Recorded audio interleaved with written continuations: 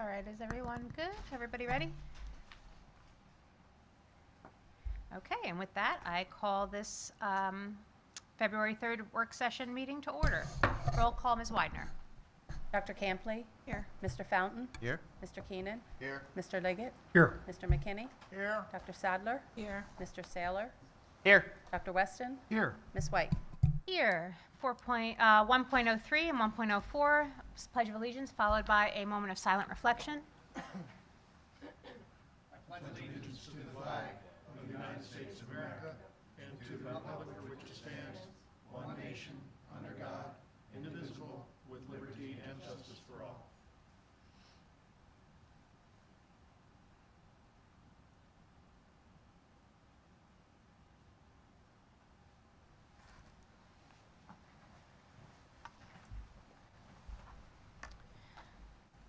Okay, 1.05. Mr. Keenan, would you mind reading the mission statement?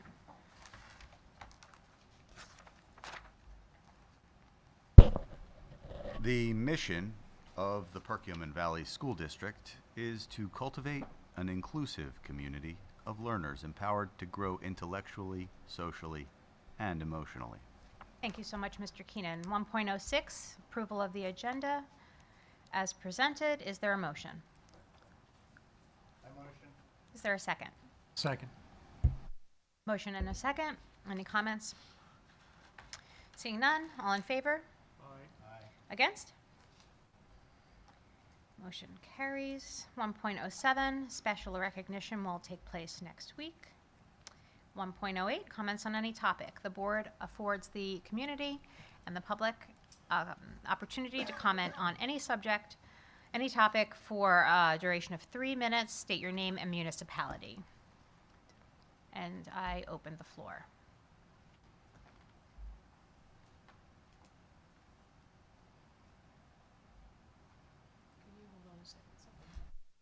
Hello, Tim Jagger, Lower Frederick. Mr. Jagger, just hold on 1 second. Just give Dr. Russell just the Thank 1 you. second. Okay. Sorry, Mr. Jagger, something just happened with the computer. Let's Okay, see if no we can problem. Back up. My apologies.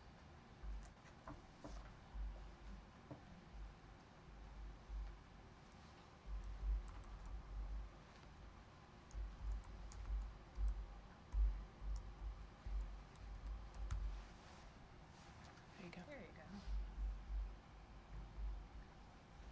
Go ahead, sir. Yeah, Tim Jagger, Lower Frederick. Last month I brought up about the different court cases and everything up against Title IX, and now it appears that the Department of Education put out a memo about Title IX and going back to the 2020 regulations, which under my belief puts you in violation of Title IX, which is at risk of losing funding, at risk of lawsuits, which was reasons that you used to remove Policy 720 out. So I would suggest removing the administrative regulations and putting Policy 720 back in. Thank you. Thank you so much. Anyone else? All right, seeing no one else, I will move on to Section 2, reports and presentations. 2.01, Student Liaisons Report, Ms. Tremba, Mr. Lees. Good evening. We hope you all had a nice weekend and are excited for the week ahead. Since we last met, our student body has been very busy and had a number of achievements we'd like to highlight. Beginning with athletics, we'd like to congratulate our competitive cheer team, who recently finished second at the PAC tournament. The girls wrestling team also recently attended the first ever PAC championship for the sport, and Hayden Tishope earned a first place finish in her weight class. As for boys wrestling, athletes Carter Euchre, Max Tansini, and Luke Knox all placed first in their respective weight classes at PACs. And our girls basketball team has also been successful again in their season, and we would like to give a special shout out to senior Bella Bacani, who recently joined the 1,000 point club, and senior Grace Galbaby, who recently broke the all-time career record for points at PV with 1,656 and counting. Basketball playoffs also begin this week. Those are really big games in our community, so if you can get out to a game, we'd really encourage you to attend. Our musicians are also working very hard, and we'd like to shout out those individuals who recently performed in the PMEA District 11 band. Congratulations to Ava Flicker, Camden Burwager, Iris Malloy, Lindsay Hoffman, Grayson M., Owen Hamilton, and Andrew Arnold. And finally, we'd like to share that PV will be hosting its first ever National Women in Sports Day event this Wednesday on February 5th. The event will feature guest speakers and breakout sessions, and we're thrilled that this opportunity is being provided to our students and their families. If you're interested in attending, information can be found in the weekly athletic newsletter. Thank you. Thank you both so much. 2.02, President's Report. I have nothing. 2.03, Superintendent's Report. Dr. Russell? Thank you, Ms. White. I have a couple of items this evening that I would like to touch upon. And you can see them here as points of interest. I will move first to something really happy. It is National School Counseling Week this week, so we are recognizing our counselors and thanking them for all that they do, not only for our students, but for staff and families also. Sincere thanks and appreciation from me. And here just is a glimpse of the individual counseling teams from across the district, West, High School East across the top, and then Evergreen, Schwanksville, Skipback, and South across the bottom. So to all of our school counselors, thank you. So data presentation, as part of the data presentation and the assessment committee, there has been the recommendation that we go back and we look at some resource recommendations from the past and that we talk a little bit about how they have served the district. This year, the recommendations, and you've seen these already, these were first presented to you in December, are the human resources that we will be presenting and continuing to propose. They haven't changed from when they first came out in December. And then also some of the instructional resources that we've been talking about as part of that assessment committee. And some of these have been discussed in the Education Committee of the Whole as well. The high school schedule is on the agenda to be trialed or piloted this evening. That is a major change that we hope to move forward, presuming things work out in the upcoming trial. At any rate, if we look back to 3 years and some of the resources that have been requested, these are screenshots taken from the past 3 years' data presentations. And typically what administration has done is organized the resource requests into human resources and instructional resources and talked a little bit about the why of these recommendations. So the assessment committee asked if I would talk a little bit about these in advance of the data presentation in February, just to save time, to be efficient. So back in 21-22, when this was presented in January of 21, so we were proposing for the upcoming year, these were some of the resources that were being requested. And if you take a look across, and I've organized them a little bit differently, you'll see special education staff, BCBAs that support some of our students who are challenged with behaviors, instructional coach, supporting professional learning of our staff. We were moving away from Spanish to wellness at that time. So we were looking for wellness teachers and then a coordinator of equity, inclusion, and community engagement upon the departure of one of our administrators. And then the board was also considering promoting the current assistant to the superintendent at the time to the assistant superintendent so that there was a second individual with many of the same authorities of the superintendent in place at that point. The instructional resources took us to focusing on resources that could support at the secondary level. We have lots of resources, interventions, progress monitoring tools for elementary age students. We're much more familiar with those. There are fewer at the secondary level. So we began to discuss that year STAR reading and STAR math, which could help us to progress monitor where students were as readers, as mathematical thinkers. And then we also looked at Read 180, which is a Tier 3 intervention for secondary level students. We have that in our high school right now, and it supports students who continue to struggle with reading.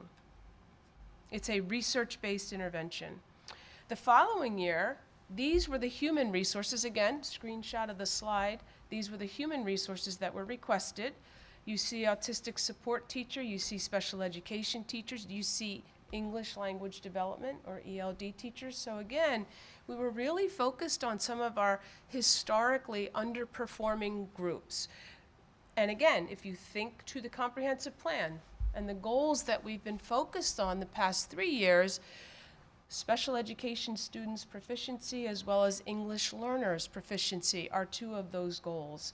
We were looking to invest in resources that would support moving us forward and achieving some of those goals for our students. The MTSS facilitator is an individual that we were moving into the high school. We have that framework in all of our schools at this point in time, elementary and middle school, not the high school. So this was an opportunity to bring that facilitator to the high school and start to organize with some fine-tuning data conversations. And then we continued to look at the math interventions and the secondary level, at the secondary level with the reading screener and the secondary reading intervention. These conversations actually continued into education committee conversations. 23-24, so a year ago, we actually proposed, it was January 23, we proposed a transition coordinator, so 2 years ago for the proposal, last school year for implementation. Again, English language developing staff, because that population, as you have seen in some of the data, has increased quite a bit over the past 10 years. And we continue to look at mathematics, and secondary school schedules last year were on the docket. So I wanted to just define a transition coordinator is an individual that supports our special education students in achieving and attaining sustainable employment upon graduation. And they also help to focus on independent living. We created an independent living apartment in the FCS area, or what was previously the FCS area, here in our high school. And our intellectually disabled students spend time there learning about living independently. We also have students working with a transition coordinator, completing jobs throughout the district. And that program continues to grow and expand. The goal is to get more of them out in the community, working in the community in jobs. We implemented iReady. That's a new math resource at the middle level in the 23-24 school year, and we also adjusted the middle school schedule in response to some of the work of our principals. And the idea is that they wanted to set aside time to be able to intervene, to enrich, or to come back to that tier 1, that core curriculum, and do what they needed to do to make sure all students were moving forward. So I'm gonna ask Mr. Mitchell to chime in and talk a little bit about how do we take all that we've asked for these past 3 years, and if you're following, there are some themes. We organized them in a way that connected them to the MTSS framework, the multi-tiered systems of support frameworks that each of our buildings has implemented. And this is the triangle that helps us to know where students fall in terms of their learning needs or behavioral needs. So I've asked Mr. Mitchell to speak a little bit about how do we put this together for the board and talk about what it is we've asked for, what it is you've provided as a board, and how these resources are serving us and our students. And in some cases, there's not enough time to really have a hard and fast conclusion. We don't have a lot of data, but we can give you a sense of that. Thank you. So sometimes it's difficult to just look at text and narrative in order to figure out how something works together. Pictures paint picture's worth 1,000 words, and in this case, when we're looking at the MTSS framework and how that model actually works and that pyramid design, we see that, so you have this larger base, it goes up a smaller section, and we get to tier 3, even smaller section. So remember that this MTSS framework is going from all to some to few, and that's how we're thinking about providing the services. And when we're looking at those positions and activities that have been supplied over the past 3 years, you see how they fit into this framework. So there is a systematic way of all these things actually working together to create an improved instructional system. So that notion of the multi-tiered system of supports, meaning that at each level, there's something new or different that's needed in order for those students to have success. On the left-hand side, on the right-hand side, that assistant superintendent, as Dr. Russell said, that is an individual who helps to oversee, a larger vision, a larger picture for all students. It fits down there at that base that we're looking at creating conditions for all students to learn. STAR and math reading, once again, talking about what was happening at the secondary level, where we did not have necessarily the diagnostics or view of what was happening within classrooms. That was what has helped us or enabled us to move our achievement agenda forward.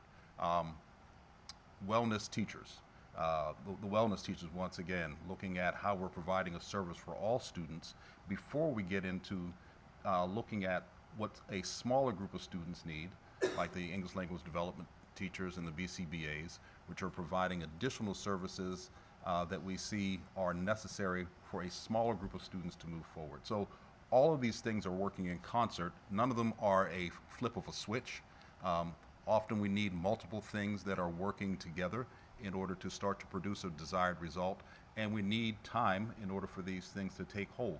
So we're seeing movements, we're seeing how when we've coordinated some of these efforts and some of these structures, we've started to change conversations, or it helps us to think about different things that we may need to do later on, because one thing may lead to helping us uncover the need for another.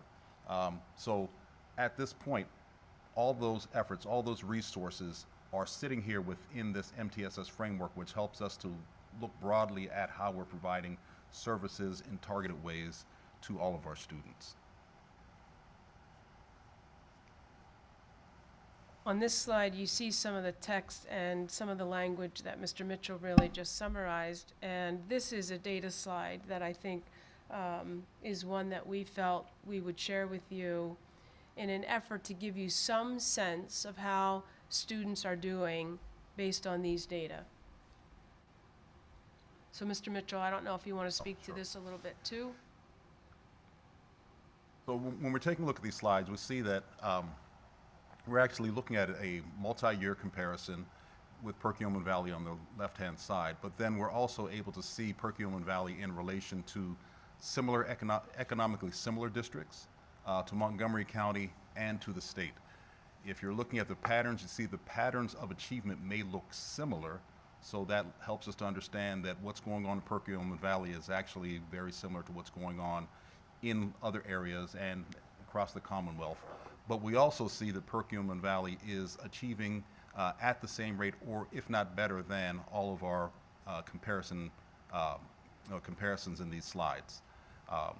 When we look at this, if we were to, do we have more than these two? So if we were to pull in science, we probably look very similar. As we start to disaggregate this data and look at subgroups, these patterns often, once again, look very similar, with Perkiomen Valley scoring or achieving at or better than our peer and our regional surrounding context. Thank you, Mr. Mitchell. So if the board has questions and follow-up, please don't hesitate to reach out. But that gives you a sense of some of the thinking when resources are requested, and some of the purpose for those different resources, how they connect to the work that we are leading right now, and some of the outcomes. Additional outcomes, of course, will be presented when we talk more in greater detail at the data presentation later this month. Can I just ask a real quick question? Sure. Yes. All grades, math, PSSA achievement, so 20 to 30% economic dis. Or we're showing now that we're performing under them? Yeah, so this most recent year, you can see that 58% of our students demonstrated advanced or proficient, while 61% of the students in the comparable districts demonstrated proficiency or advanced performance. So yes. Those are the peer districts that we are similar to. So those are the districts that we're fit into the same economic band as. We have a list of are you able to provide the board with a list of what goes into that grade?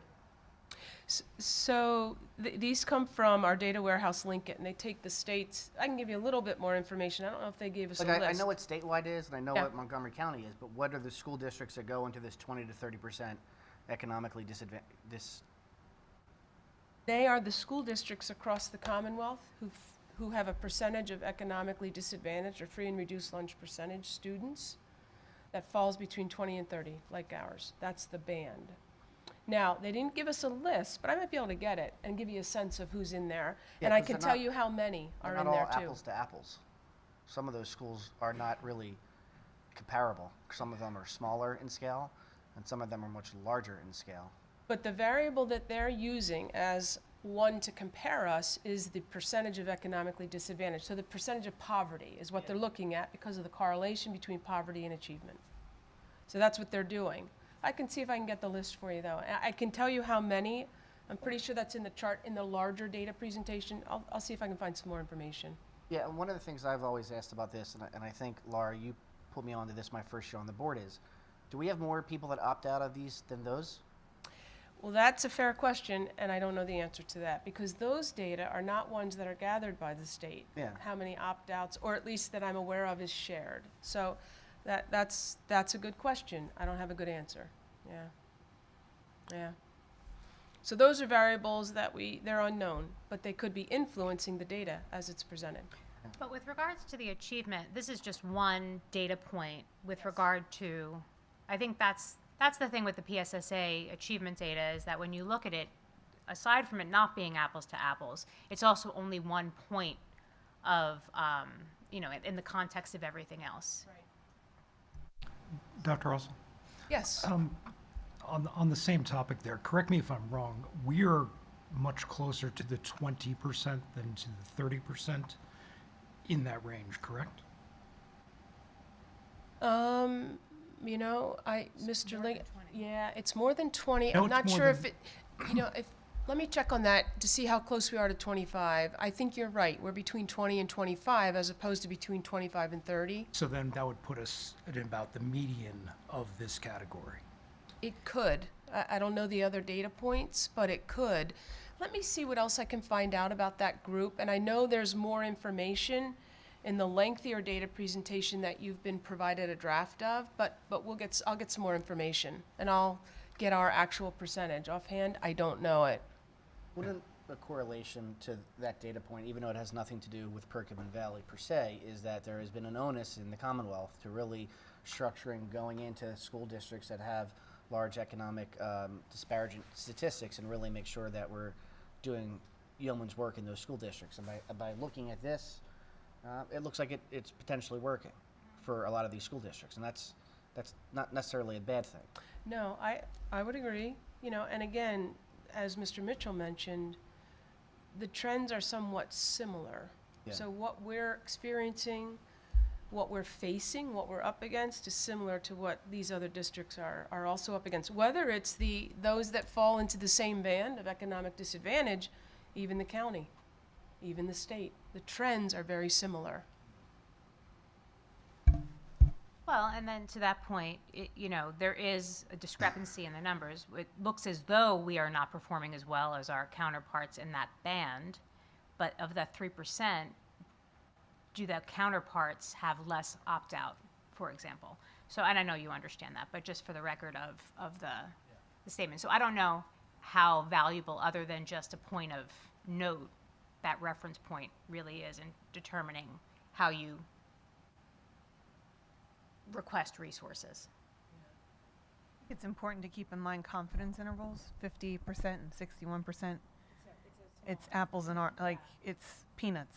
I mean, when you think of confidence intervals, when you test a student on any given day, they can be a few points above, a few points below. You could test all these kids the next day, and they could either be a few points higher or a few points less, which would then shift that percentage points between districts by a few percentage points. So honestly, I would say you're even with those.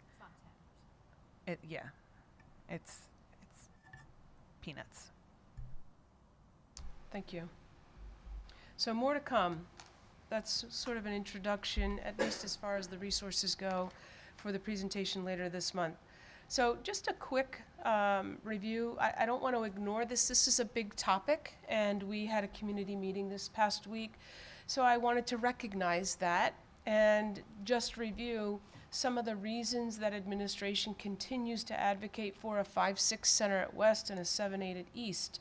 And it's with students at the center. So again, I've tried to create a visual as opposed to text, where we think about certainly space. That started the conversations for us. We were limited when it comes to space in 3 of our 4 elementary schools.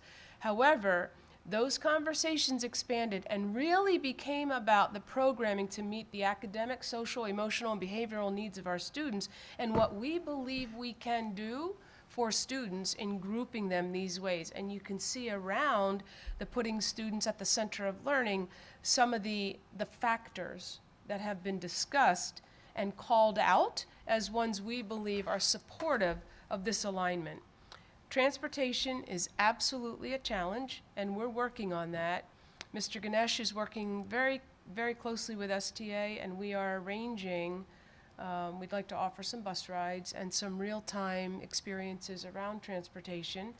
I appreciate and empathize with the parents who have raised this concern when we had our community meeting or in other settings, and we'd really like to unpack those data and the experiences and see what we can do to mitigate some of the transportation that some parents are worried about and have legitimate concerns about.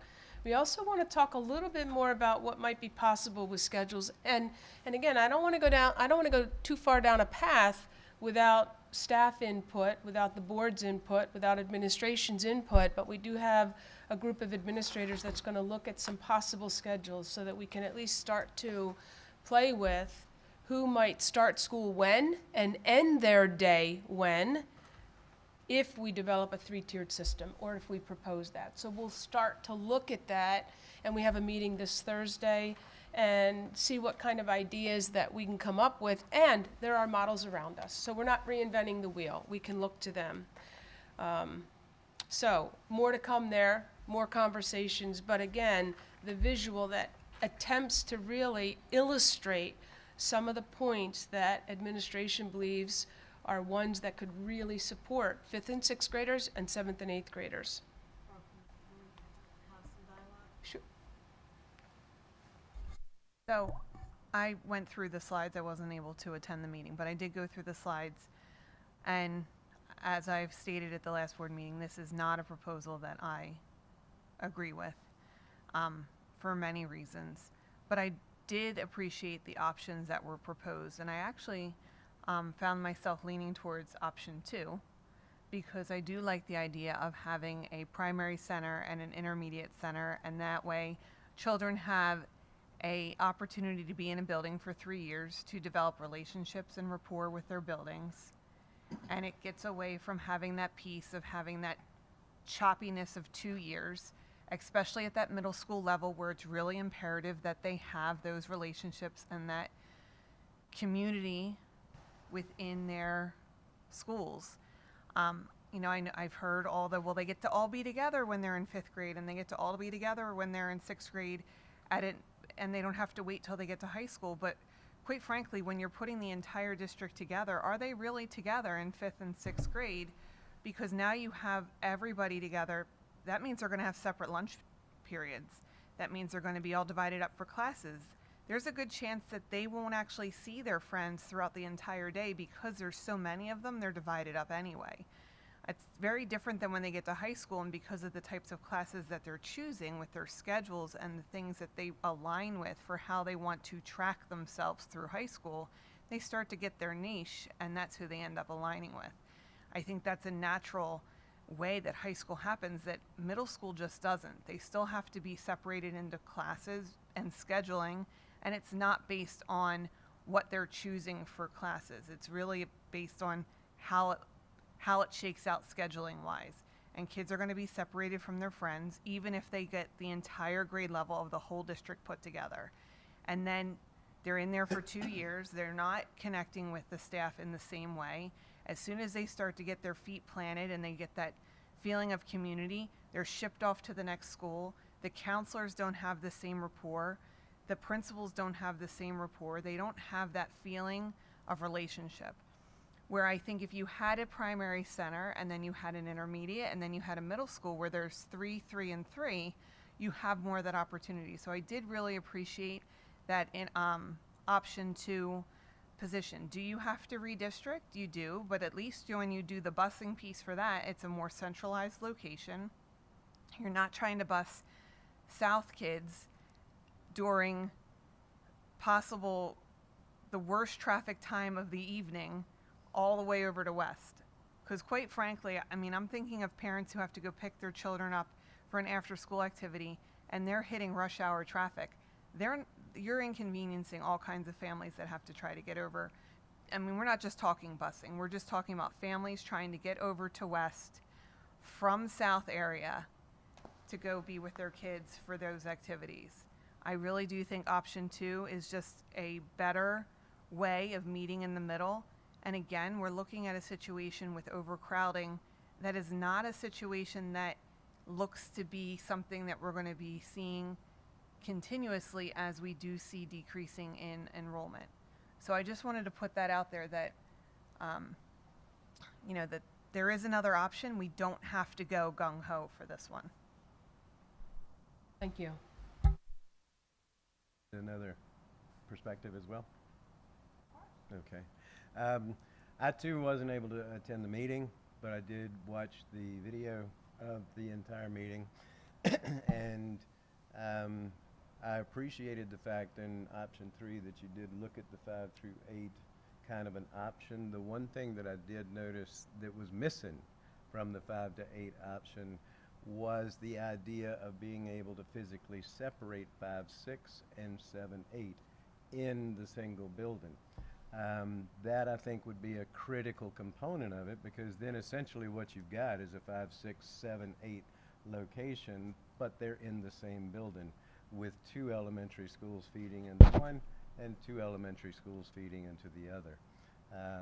So that was, because it wasn't in there, it did not seem nearly as appealing, I think, to a lot of people. But if you were to physically add that to it, so that the 5, 6 is in one section, and both buildings have at least 2 floors, so there are ways, I think, of being able to separate the 5, 6 group and the 7, 8 group. So you would still have that concept of the 5, 6 and the 7, 8, but it would all be in the same building. I'll follow up with you on that. I know principals have laid out where those 700 or 800 students would fall, and I can follow up with you on that. But you're right, we did not go into the details of logistically where in the building the 5th graders or 6th graders versus 7th or 8th would be located. So we can follow up on that. I have a question. I missed the last board meeting, and obviously I missed this meeting. I was away with work. I have a few questions. When did you start looking into the 5, 6, 7, 8 center? How many years ago? It's actually come up in a variety of different conversations over the years, and I think we went back as far with screenshot maybe 2008 even. And so when we face these facility challenges, we really try to brainstorm and we consider the different possibilities, again, putting lots of factors together. Yeah. And kids at the center, students at the center. Fiscal responsibility, resourcefulness with facilities is also a part of that. So there's a lot involved when your team gets together and wants to look at potential options before it gets to a board, correct? Yes. Okay. Yes. And your entire cabinet is in favor of this? Yes. And who's in the cabinet? Mr. Weaver, Mr. Mitchell, Mrs. Aducci, Mr. Ganesh, Mr. Moran. Ms. Widener takes notes for us, and she keeps us in check. Principal at Evergreen? In favor? Yes. Yes. Principal at Skipback in favor? Yes. Schwenksville? Yes. South? Yes. East? Yes. West? Yes. Lead principal at the high school? Yes. Principals at the high school? Yes. Every paid administrator in Perkiomen Valley School District, whether they're run a school or in the cabinet, think this is the idea that is best suited for the school district moving forward in the future. Yes. And there have been years of data and process put in and looking at various options, correct? Yes. And this is what every single paid administrator believes this is the best thing to do. Yes. The Yes. instructional admin team, as well as the cabinet team, believes that developmentally, academically, socially, emotionally, behaviorally, the experiences overall, extracurricular, elective areas, is best for students in this arrangement, that there are a lot of possibilities and opportunities that could effectively support students, yes. And if you look at school districts like Great Valley, who went through this similar perspective years ago, they increased their niche ranking all the way down to 15th out of 495 districts in the Commonwealth of Pennsylvania. 15th is a pretty good ranking, yes? Yes, Higher than Perkiomen Valley? yes. And they started to see that trend about 4 years after they moved to this 5, 6, 7, 8 center. They went through the same process, very similar to ours, where they might have felt that their middle school system wasn't necessarily working and that there's something that would needed to happen. And their paid administrators and paid experts put forth a process to where they felt a 5, 6, 7, 8 center was best. And it started to prove results, very similar to Springford Area High School, who previous to last year dropped themselves all the way down to 14th in the nation in niche ratings and school digger ratings, also higher than Perkiomen Valley, correct? Yes. Okay. So in my opinion, as a board member, I've been very honest about my approval to this and wanting to see this process go through. I think it's important when, as a school board member, you hear from every single cabinet member that they're in agreement with something, and every single administrator and principal that maybe we should really be taking this with a much stronger thought process. We're here for everything. We're here to vote up and down. We really dig into policy. We really dig into finances. But we also have to, when every single paid administrator says this is the best thing for the school district, I really take that strongly. Now, you and I have disagreed on the presentation a little bit because I really want to focus more on the educational outcomes that will happen in a 5, 6, 7, 8 center rather than space. And I can always clean up space by making my room a little bit neater, but educational outcomes to me are the most important. We're not gonna cut more kids in sports, right?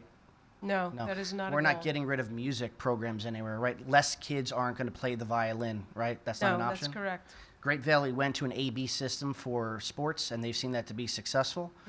Great Valley went to a 5-6 musical, 5-6 orchestra, choir, and band. We already have a music teacher at East, Yes, and we have a music teacher in West. yes. They're not losing their job, right? No, So there'll be not based on my recommendation, So no. there'll be music programs in 5-6, music Yes. programs in 7-8, and potentially, long-term outcome, more students in liberal arts, more students in extracurricular activities, not less. That is possible. We spoke about that Thursday night, a musical for 5th and 6th graders. I've You one know, o- there are opportunities. One other Yes. question. I live in Skippack, Pennsylvania. I live across the street from the elementary school. But if you live behind the elementary school, so behind Lower Perk Little League, those students go to West. Correct. How many miles is it from Skippack to West for those students? Yeah, it's 10 miles or so. 10.75? Yes. Correct. From almost at Bustard Road, which is one of the furthest points out in Skipback, up to West, yes, Yeah, and they already go through that process of They that do. bus ride at 10.75. they do. No massive emotional craziness that happens there, right? No, None. not aware of it. Okay. I appreciate the work that the administration's done for the past 2 or 3 years on this. I'm looking forward to seeing this pass, with a large number of board members and approval. Thank you very much. Thank you. May I? Thank you. I appreciate that the niche ratings was brought up in this conversation. I've been trying to look at this from many different perspectives with this issue, and one of the things that I looked at is the niche ratings for Pennsylvania, and the reason that I did that is I wanted to see how can I compare this model to what has been successful in other places, and what is it that districts that are successful, what are they doing as their models in this? Realizing that we in Perkiomen Valley are unique in both our geography and our school makeup. So in just going through the top 10 schools in the niche ratings, which would be Radnor, North Allegheny, Tredyffrin, Easttown, Lower Marion, Mount Lebanon, Upper St. Clair, Fox Chapel, South Fayette Township, New Hope, Salisbury, and then Springford. What I did is I looked at these 10, which according to niche are the top 10 school districts. Not looking at high schools, I want to see, because it's part of the entire education system. So I wanted to see where they fell. In Radnor, they have one middle school. That's a 6 to 8. North Allegheny has 3 middle schools. They're also 6 to 8. Tredyffrin, 2 middle schools, 5 to 8. Lower Marion, 3 middle schools, 5 to 8. Number 5, Mount Lebanon has 2 middle schools, in the 6 to 8 model. The first school that I came to that had the model that's being proposed, the 7 to 8, 5 to 6, was Upper St. Clair. So they do have this model that we're talking about. So the number 6 has it. What I then did is went on to Google Maps, compared where the middle schools are on the map of their district. The travel distance between it is 9 minutes between the two middle schools. And as everybody knows, our middle schools have a much greater separation in terms of time and travel. Continuing back onto the rest, and I'm not going to go through the rest individually, but 7, 8, and 9 all have 6 to 8 models with single middle schools. And then we have Springford at number 10, which when we look at the Springford system, I'm sure we're all aware that all those schools are in a very tight geographic area. So the ask that we're making of families and parents, I think, is different than some of these other places. And I'm not saying this out, this isn't a mic drop moment or anything. This is something where I think we need to consider how the geography relates to our district and where these buildings are. And you're right about the people at West right now that come from the part of Skippack that's in Bustard Road area. You're right, no matter what, we're not solving their problem. Part of that's because of our geography. And so I just want to throw that out there, that the model itself, unless this is something I want to see, data on that this model would be better than another, besides an opinion type thing. So, if I may, Dr. Russell, just so for the record and for the community at large, I know that niche ratings are something that lots of folks use for lots of different reasons. Realtors use it to try to sell houses. Yep. Communities use it to try to sell It's not the best their community. But just so you put it into context, maybe you want to elaborate on exactly what goes into a niche rating, because it's not their middle school demographics. I can. Now, Grant, I probably would not have spoken about the niche ratings Well, because I think it Mr. came up, Saylor but mentioned we it. had I it, think yes, Mr. and Saylor that's the thing, mentioned with it the in amount terms of of weight. I think Mr. Saylor mentioned it, and I don't want to speak for you, in terms of overall educational outcomes and rankings in a way that shows that multifaceted components of the educational experience were impacted in a way that was measurable on a rating scale.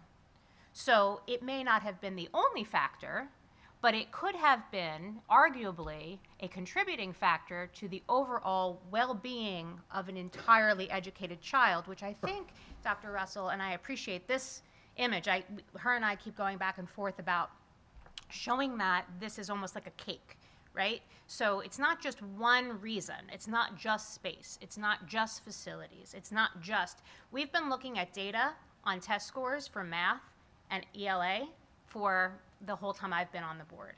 We've been looking at cultural data, climate data for the entire time that I've been on the board. And there is no needle movement of a significant measurable amount on any of those things.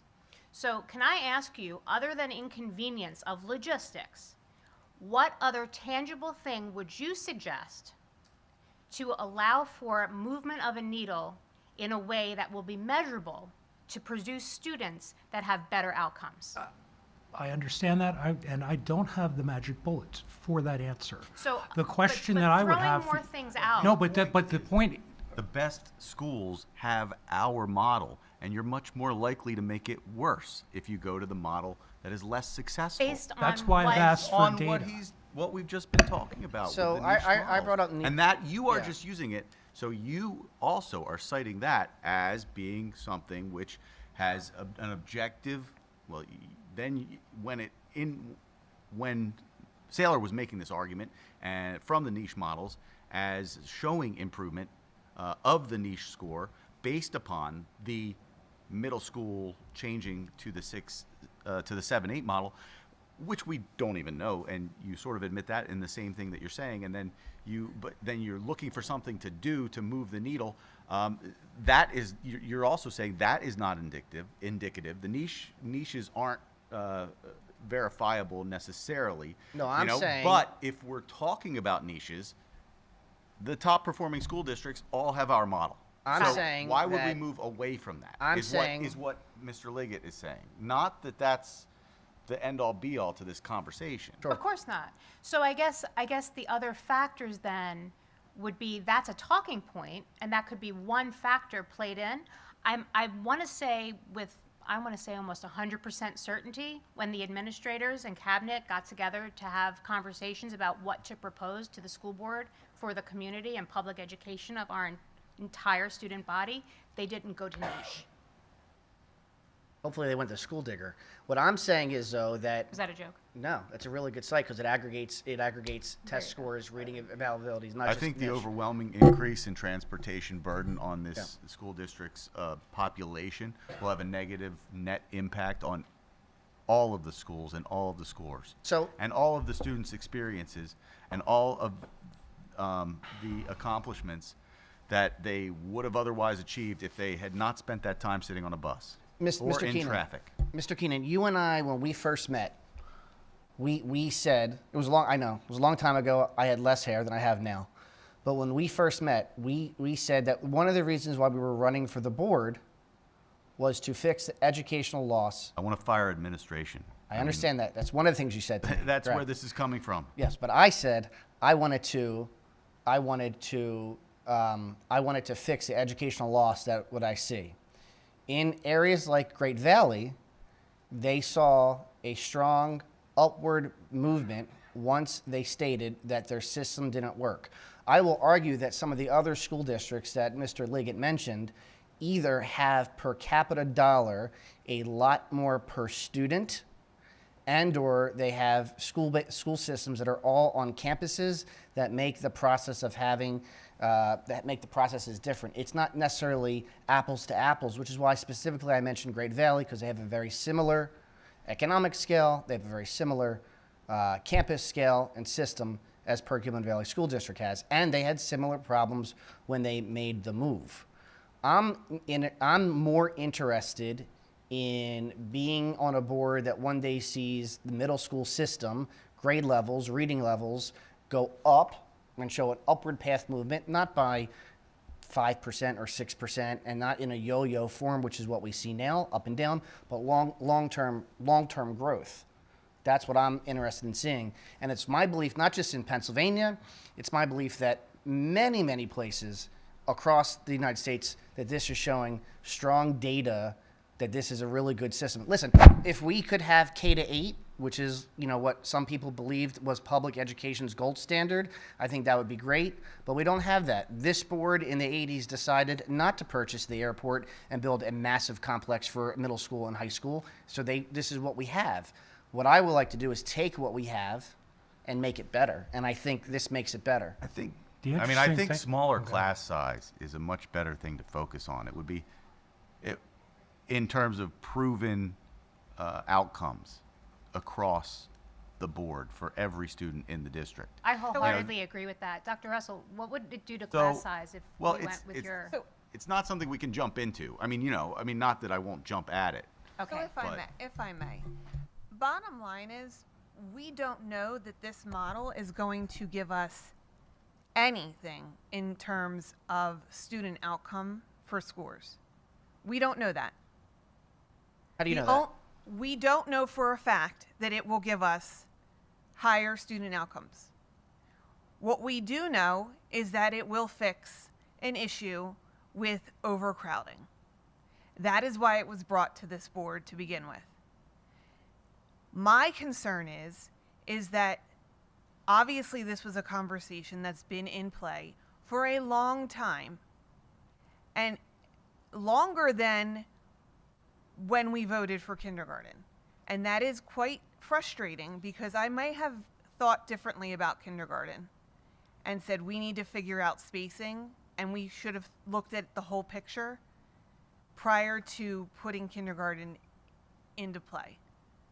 Like, we should have had that conversation that if we do kindergarten, then the next thing that we're going to do is we're going to have to talk about realigning grades and buildings and what that's going to look like. And we didn't have that conversation, and that frustrates me. That was in the memo. We did have that conversation. But it didn't When come- Dr. Smith proposed full-day kindergarten, it was always proposed with a down-the-line plan that there would be a domino effect based on incurring the full-day. But not to this extent that we would be literally doing 5, 6, 7, 8, and that this was like the push that it was going to be. That was Dr. Smith's proposal. Well, I'd And that have could to have go been back and look. Yeah. But anyway, regardless, there needs to be more conversation and planning in how it's going to impact students' mental health and well-being. Because if you don't have that, your outcomes are not going to amount to a hill of beans. And students, I get that the skip back is already traveling 10 miles. They're not traveling 10 miles in the traffic that you're getting from Collegeville. So 10 miles in skip back is very different than 10 miles in Collegeville. You cannot compare the two. The time is very different. And it is going to put an undue burden on families. And this going back and forth with niche scores and this and that, there needs to be some real thought in how this is going to do the families, because there's ways to do it. Option number 2, you have a second option, yet I feel like it was put together as a fluff piece. Here's 2 options, but we're not really going to look at either one of them because we are so dead set on option number 1, and that infuriates me. So I was actually at the meeting. So is Dr. Weston, so is Mr. McKinney. Mr. Liggett was there for a little while. And I will let you know that there were 14 community members at the meeting. 14. And since the meeting, we have received, I think, I've seen 3 or 4 emails. So I understand the passion and perspective, because we all have our own passion and our own perspective, not just on this issue, on all issues. Listen, that's why we're all sitting here. But there is, I mean, we have Mr. Jagger here, we have Ms. Rosas here. That's it. So I'm curious as to how do we make a decision if there's not, where is our temperature? Maybe we need to do a survey. Where are the people, though, Tammy? Where are the people, Dr. Campley? I mean, I'm not literally, going we to sat. argue back and forth on whether or not people come out, because we know that sometimes they just can't or don't or won't. Right. But we can do a survey. So, yes, we could do a survey. Who would we survey? We would survey the community. We would survey the district, I suppose. And we could send out, so the survey will be heavily weighted. What would you ask? Do you want this? And if they said yes in 70%, we're just going to go vote for it? I guess what would the survey say? I mean, it's very clear that they, like. Well, no, I guess in looking at the pros and cons, if the only con is logistics. It's not just logistics, it's the social emotional well-being of the students and the transition of only having 2 years in a building. So do you feel as though a second grader, potentially, and this is genuine, a wholehearted genuine, do you feel as though a second grader is more or less socially and emotionally capable of a transition to a new building than a 5th grader would be? You can do. There's so many factors, right? So many layers. You didn't even give me a chance to answer. No, I'm listening. You can do a primary school and have a transition. There's a lot of school districts that do it. There's still an opportunity to transition. They've had the community for 3 years. Middle school students, social emotional well-being is so tricky at that age that they really do need the sense of community in a facility where they're building trust and relationships and rapport, where the staff truly gets to know who they are. And the data says they need 3 years, not 2? Well, why do you think it wouldn't happen? Why do you think it wouldn't happen? When you have students with special needs, Yep. they need that continuity of the 3 years. You get there a year, you've transitioned, you finally get your feet on the ground in year 2, and then you're switching it up again for the very next year. But what if I said they need 4 years? I believe they need 4 years. I'm not arguing back and forth with you. Because we're just Mr. making up a number. We're not just making up a number. Sure we are. You think they need 3. I think they need 4. Mr. Saylor, I'm not going to go back and forth with you on this. I'm a psychologist. That And I'm actually not, is and why I'm not I- questioning the validity of Yeah, I know. of your expertise at all, Dr. Campley. You know that I'm not. I'm genuinely, I guess it's a different perspective that I have, that a 4th grader going into 5th grade or a 6th grader going into 7th grade would have more tools in their toolkit than a 2nd grader. And that's 100% genuine. I really do mean that in my heart. Can I ask a question as well, because I know that we're getting into a lot of different angles. And I agree with what Dr. Campley is talking about as far as that social and emotional transition.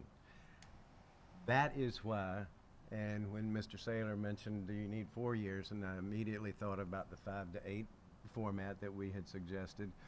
But I have another question that kind of goes back to something that you'd said a while ago, and it said that when you said that the entire time that you've been on the board, that needle has not significantly changed. So my question is, if we haven't been able to change that needle with what we have been doing thus far, why do we think that it would change the needle if we did a 5, 6, 7, 8? Now, Why do I think it? well, I'm just. Or is that I'm just throwing- rhetorical? I'm throwing it Gotcha. out as a rhetorical question. But the other side of that is that by looking at what Dr. Campley's talking about, as far as the social and emotional development of kids, if you looked at a 5 through 8 building, then what you've got is you have a 5, 6 segment and a 7, 8. You essentially have exactly what that option 1 was talking about, but you have it in the same building with the same 2 schools. So the transition is so incredibly much more smooth because they've been together this whole time. Do you see what I'm talking about? Okay. Dr. Campley, if I could go back to your comment, I regret that you're expressing that you feel angry, very frustrated. We looked at the primary center because one of the administrators on our team is familiar with that from a previous district. So we did look at that. If you have K1 and 2 at Evergreen, there's 900 students. So we backed that off to a second option 2. There was sort of an A and a B if you followed the slides where we actually, did a strike through, if you will, of the 2nd grade and then just went to K and 1. And while I very much appreciate a focus on early literacy, and I think there were others of us on the team that did too, in weighing everything, it would mean a redistricting, really, of the entire district, all 4 schools, and a transition for a 1st grader then to a 2nd grade building, which we felt was better carried out by a student that was older. So yes, we are very much in support of that recommendation. It's not that we didn't consider other options. I don't want you to think that. It is just that as we continue the conversations, the positives outweigh the negatives of those others. Well, honestly, I was going with that option because I felt like everybody was dead set on not having 5th grade, but Mr. Fountain's 5 through 8. You like that? I like either of the other 2 options over a 5, 6, 7, 8 option. The other thing about the survey, because I think we have to be really careful about surveying parents in the community, because and it's difficult if they take the time to complete the survey and then don't feel as if their input was valued and acted upon. That's tricky. I don't want to be disrespectful to anyone with regard to a survey. We have talked to our staff, and I've started some faculty meetings again. We are planning to survey our staff, and I'm happy to share those data with the board. We can at least start there. And if we decide it might be meaningful to administer a survey to the community, again, regardless of where we're landing as these conversations continue, happy to do that. I just want to be careful about doing that.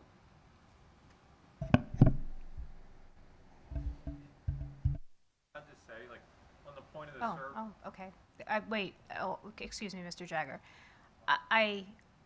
We're in the middle of the super's report. and if you'd like to offer information about the survey, we do have a period at the end of the meeting that you're welcome to comment on. Yeah. I guess, honestly, some of my perspective may be clouded by the fact that as a Skip Back West family, I have had the experience of seeing that the experience of the children at West is not identical to the children at East. And I feel very, very strongly about equity among all grades as soon as possible. And I feel as though in things like the arts, particularly in the arts, sports, I understand, is very important to a very huge number of people in the community. There are many, many avenues for kids to come from all districts to have sporting experiences. There are very few experiences other than public school experiences for especially for musicians and those in the arts, in terms of access and equity. And the experience of East is not the experience at West, and vice versa.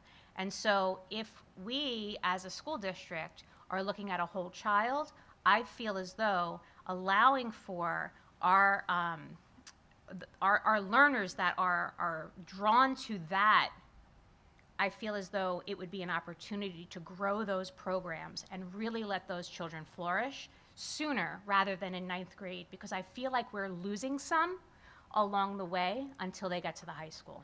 See, and that's really unfortunate, and I think that's a district issue that needs to be handled. If there is that much inequity between the two buildings, that needs to be something that's handled administratively between the buildings and find out why there is not equity between the buildings. Because there's a lot of school districts that have the models. Mr. Liggett just shared 10 districts that have the model that we already have now, and they're not having issues with So- equity between their middle schools. Oh, yeah, they are. But the Yeah, they are. but Hold the on. repair would be Wait a to second. bring them together. That is the solution. Okay, well, in my district, we're not having that issue, so I don't know that Lower Marion and Perkiomen Valley can be comparable I'm in a just conversation.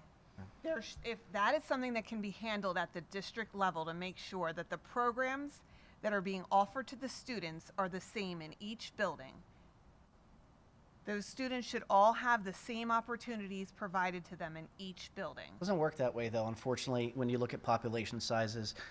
You know, sir, you had a son that played baseball. If East has all the left-handed pitchers and first baseman, they have all the left-handed pitchers and first baseman. West just can't make up a left-handed pitcher and a first baseman. If West has all the kids that are 6'1", that basketball team's just going to be better because East has all the kids that are 5'7". That just happens. If West has all the kids that know a paradiddle, but East doesn't know what a paradiddle is, that's what you have when you have separations. I went to CCA Baldy Middle School. It was great middle school. Solace Cone was just a little bit better, right? That's just the way it happened. Because CCA, baby. That's just the way it happens. There is always going to be a different type of environment, energy, and population base in your schools that are uncontrollable no matter what you try to do. Sometimes all the left-handers who are 6'3" just live east of Collegeville, and they're all going to middle school east. So there's no way to fix that process. This was great conversation. I like I said at the other meeting, I am definitely on board with the 5-6 building and the 7-8 building. I currently work and supervise special education in a 5-8 building. There are some definite challenges to a 5-8 building, just logistically scheduling, electives, UAs, interventions is really a challenge in such a big building with 5 grade levels in it. And the reason why I like the 5, 6, 7, 8 model is I feel like you can allocate resources better that way because you can really focus on like 5th grade and 6th grade because of course everything is scaffolded and making sure that those 5th and 6th graders have all of those skills and things that they need in place before they transition to that 7-8 building. And I think that this whole thing about the social emotional learning, kids are a lot more resilient than we think they are. And I think the fact that all of the fifth graders are together. So say, for example, in elementary school, I play basketball with somebody, but that kid goes to South and I go to Skip Pack. So I don't get the opportunity to really hang out with that person unless we're playing sports together. But if we're at the same elementary school, we're fostering that relationship even more because you will likely see each other in class, at lunch. I'm hoping they have recess, during recess, maybe in specials, because maybe we can offer the kids opportunities to pick specific electives that they may want to take, where they're not just given an elective, but hey, we have some electives that you may be able to choose in that 5 and 6 model, where kids can pick an elective that maybe their friend is in to continue to cultivate those relationships. Because Dr. Campley and Mr. Fountain really are focused on that social emotional learning piece. And I think within that 5, 6, 7, 8 buildings that you really can cultivate that a lot more, just because you can really hone in on supports if kids need them specifically in that 5, 6, or 7, 8 building. So I'm on board with the 5, 6, 7, 8 model. And my whole thought is, Miss White said, since she's been on the school board, she hasn't seen things shift like we would like them to. So to me, insanity is doing the same thing over and over again, right? And getting the same results. So this outside of the box thinking, I think is great that our administrative team came together and thought outside the box, like, hey, what can we do different to try to support all of our students in our district? So I think it's great. I'm excited to get more information about it, and as we make a decision about which direction we're going to go in. But I am definitely on board with the 5, 6 building and the 7, 8 building. Thank you. Any other board members that haven't had an opportunity to weigh in? The only thing I'd like to say is, we're still at the beginning of this conversation with this board, and we're still looking for more information. So I would just like to get all of the information and examine all of the possibilities. So I hope folks aren't really feeling this is a done deal. Like, I hope people give the administration the opportunity to thoroughly investigate and vet this and present to us a completed assessment of what would be the best outcome. Thank you, Mr. McKinney. Well, that was extremely helpful. I'm sorry. Dr. Weston. I'm sorry. I'm basically chiming in to say I really nothing more to add to the extensive conversation that's been going on here. I would echo what Mr. McKinney has said, is that we are still learning about these proposals. This is not by any stretch of the imagination a decision that has already been made. I have posed many questions to Dr. Russell and to you, and I'm looking for more answers on that, and I will take all that into account when we're asked to make the decision. But right now, this is still an ongoing conversation with more information that needs to be provided, and I'm looking forward to getting more of that and continuing the discussion. So I guess on as a last note before you move on, Dr. Russell, are there questions that you would like answered about anything that you would like to see in the next community presentation that is due to take place on February 27th? So I know that Dr. Weston, you've expressed that you would like some statistical data, correct? There's two things that I would really look for and that I've asked about. First of all, I'm one of the people that lives in Collegeville that's like at the extreme edge of the transportation route. So I would like to hear, I would very much, and I've done the trip a couple of times in the last few days at different times of the day. Takes me about between 20 and 30 minutes to get from my house to West, which, assuming if I'm the last stop on a pickup, that means it's a 30-minute drive, which means that for the kids who are picked up first, it's going to be more like 45 minutes to an hour. So I want to hear about the transportation, the three-tiered system, whatever that is. I want to hear how that fits in with school start times, realizing also that, I think the transportation is an issue that can be dealt with. I have also, in my school career, been in situations where I've had to spend a fair amount of time on the bus getting from my home to the school, and it's just, it's a thing that you live with.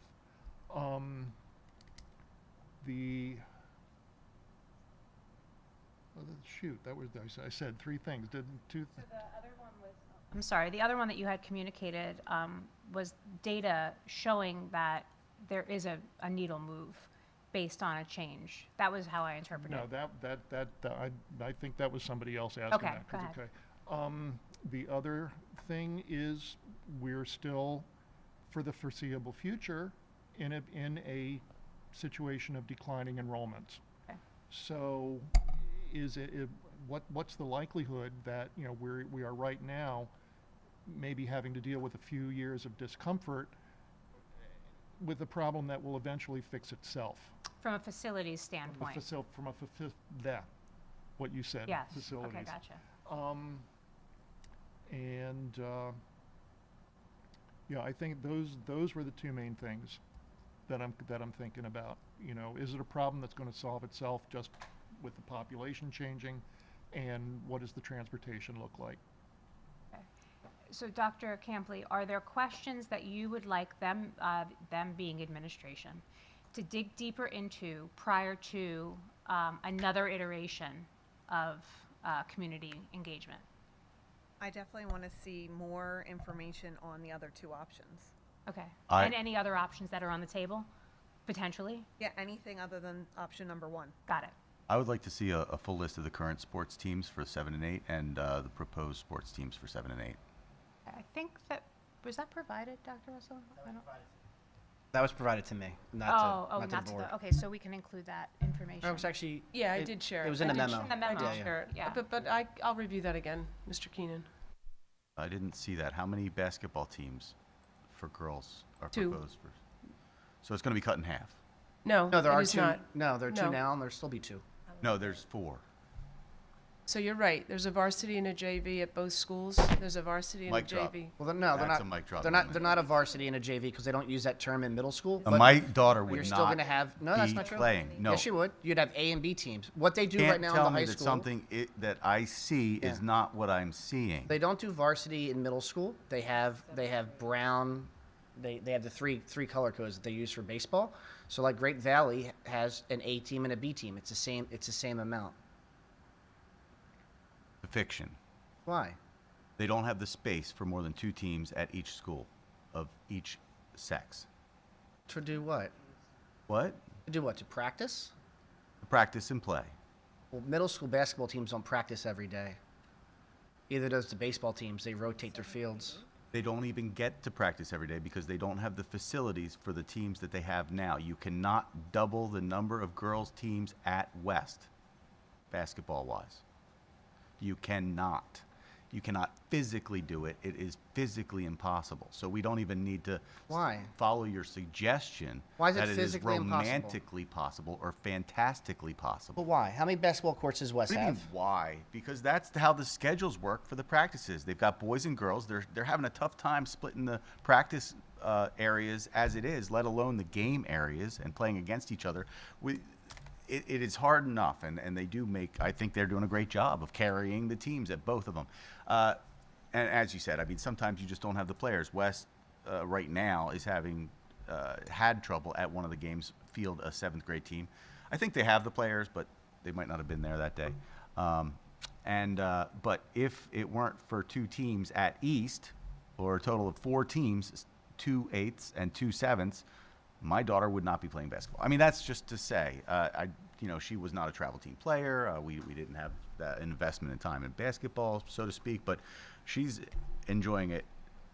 And it is one of the best things, among everything that she does, is always the best thing that she ever does, but it wouldn't be there. It just wouldn't. So I'm making that point, and I'm sticking to it, because those are some facts about facilities and about who can play and who can't play. And it was brought up. I saw several people mention it in the negative emails.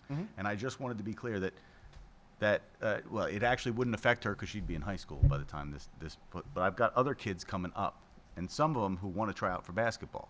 Well, that was one of the things I had brought up last time, was that my concern is a lot of the kids who have families that put them in from kindergarten on up have an edge. So when they have the tryouts, they'll get Travel the team spots. players all get the spots. And then the other kids who have never played in rec league, They don't get an opportunity. So, but I never, and then we had talked about how, well, they'll have an team and a B team, so then that put me at ease. But now I wasn't thinking about when it's indoor sports, because what do they do with wrestling? So if they have A team, B team for boys and girls, so that's 4 basketball teams, and then they have wrestling for girls and boys. I mean, I know they utilize the cafeteria a little bit, but They can't double the practice space. I don't know where all the space is, so that's a question I definitely would want to know. Where are they actually going to practice in winter sports? Because you also do indoor track. So West right now, would be moving to 5 and 6 center, correct? And so 7th and 8th, which would be East, would be where the A and B teams And would I be. know that's packed. Hold on. East also uses this campus for the facilities for basketball, which means now you have the main basketball court, the sub basketball court, and East basketball court. You could have 3 teams practicing at one time, right? 3 teams practicing at one time. What they do in the baseball perspective is they have core A and B, or core brown and orange, right? That's what they do with baseball. Core players are going to play 3 out of 5 games. Orange players play game 1 with core. Brown players play game 2 with core, and that's how that system works. That way you have more players playing the sport of baseball or softball. That same process and system can happen with basketball. Now, the other thing that you can do with making East that center is now you also have access to Evergreen's basketball court, East basketball court, and the high school basketball court to allow that solves the issue at West. Respectfully, I don't think where you're going to you only solve have it one right now court. sitting here tonight. The I issue just- with West is you have one basketball court for 2 teams. When you make the change to East, now you have access to the high school and to Evergreen's basketball courts. And for those 7th and 8th grade teams, an Evergreen-style basketball court is still used by PVYB at that age level. So you're getting more use of sports facilities because it's on the campus. If they were suggesting that West is a 7-8 center, I would agree with that argument, that we'd have less space and availability, but you get more now because you're on the campus. With the mention of wrestling, Dr. Yeah.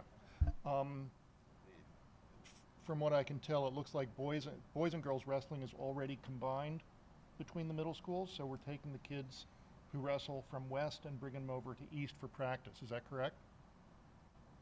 Either that or they're going up to West. Or I'm not sure which one way or direction. another, but Yes, it's a they combined team they transfer between the 2 middle some of the schools. teams, yes. I was just thinking space. Yeah. I didn't realize they were already having an issue with space at East for basketball. The basketball, they do. But They- you're they already incurring because your kids go to East. Yes, East. Okay, so we have started a conversation with Mr. Felty. How about if I lay some more of the details out? The goal is not to decrease extracurricular activities and opportunities, but to maximize resources, facilities and resources. So how about if administration gets a little bit more information and details? We've definitely touched upon the conversation because I don't want that to be a sacrifice in any realignment if it were to occur. I'll come back with some details, okay? Some specifics. I really appreciate the conversation. The feedback and the discussion has been very helpful, so thank you. I didn't anticipate it would take this long, but it's been very helpful, so thank you. And my last item was women in sports, so I'll just echo what our student reps shared, a wonderful opportunity that is being initiated this year to showcase some women athletes who serve as models to our own high school athletes, and that will take place here at the high school on Wednesday, February 5th. So if you're around and you're interested, feel free. And the link is here in these slides. That ends my report. Thank you. Thank Ms. you, White. Dr. Russell. Thank you. And thank all of you. I appreciate the whole board conversation as well. Mr. Subers, 2.04, Solicitor's Report. No report. I have a question. I missed the last meeting. Mr. Liggett, thanks for attending the policy meeting for me. On the 10th of January, Fox Rothschild sent out an alert that the federal court strikes down 2024 Title IX regs. Correct. I didn't see anything at the January 13th policy meeting, and I obviously haven't seen an agenda yet for the meeting next week.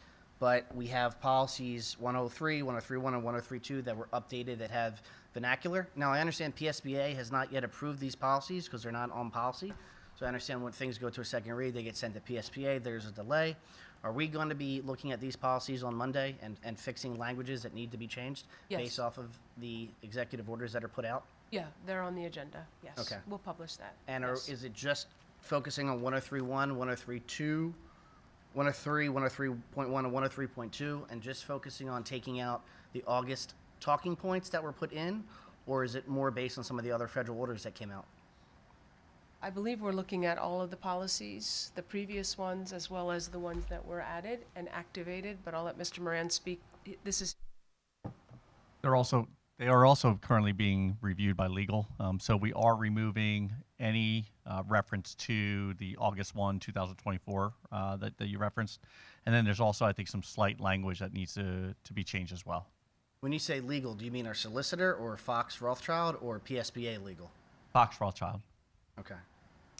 So are we just focusing on the ruling that came from the federal court, or are we focusing on the executive orders that have been broached? If you're referring to last week's executive orders, because as it stands right now, as you were aware, the Eastern District, Federal District Court for the Eastern District of Kentucky invalidated the 2024 regulations. So essentially the recommendation, and it's repeated in the OCR guidance issued, I believe, on the 31st. Yeah.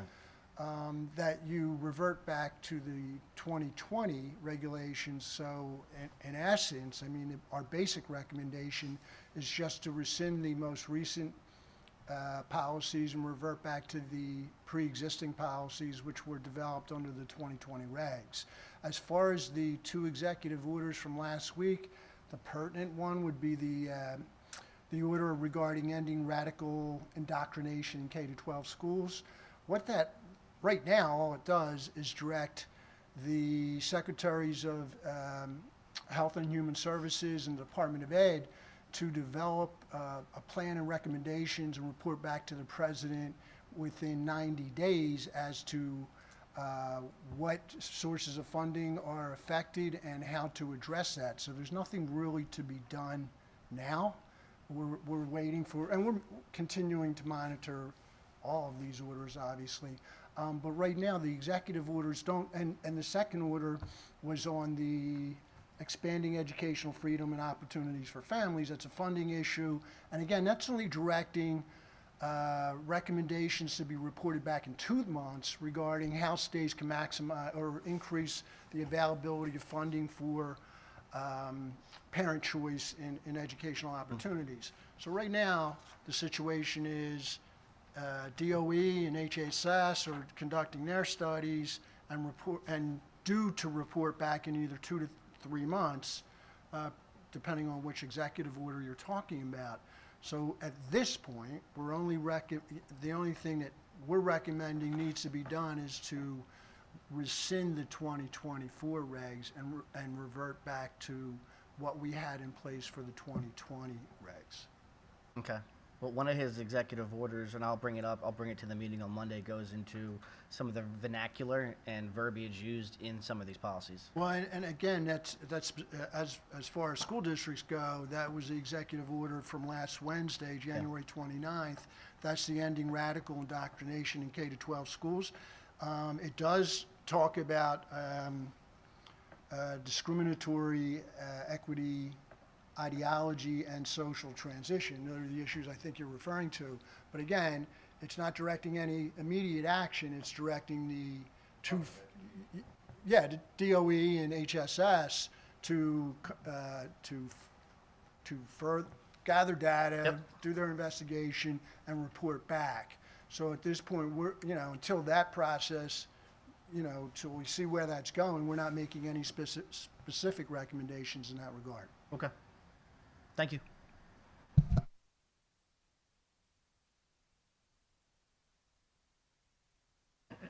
So that question was directly to Mr. Subers during your reporting section? Yeah, that's my Okay, report. fair enough. Some more to come. Oh, yeah, there, More to come. I mean, there is going to be more to come on an ongoing basis. Okay, thank you, Mr. Subers. We get to move on. 2.05, Board and District Committee reports. Does anyone have anything that they would like to share? Okay, I will just then go ahead and remind everyone that the next community meeting with regards to realignment options is February 27th. I know I already said that. We will, of course, have our Education Committee meeting of the whole next week on the 13th. I think that's a Thursday, correct? Yes. And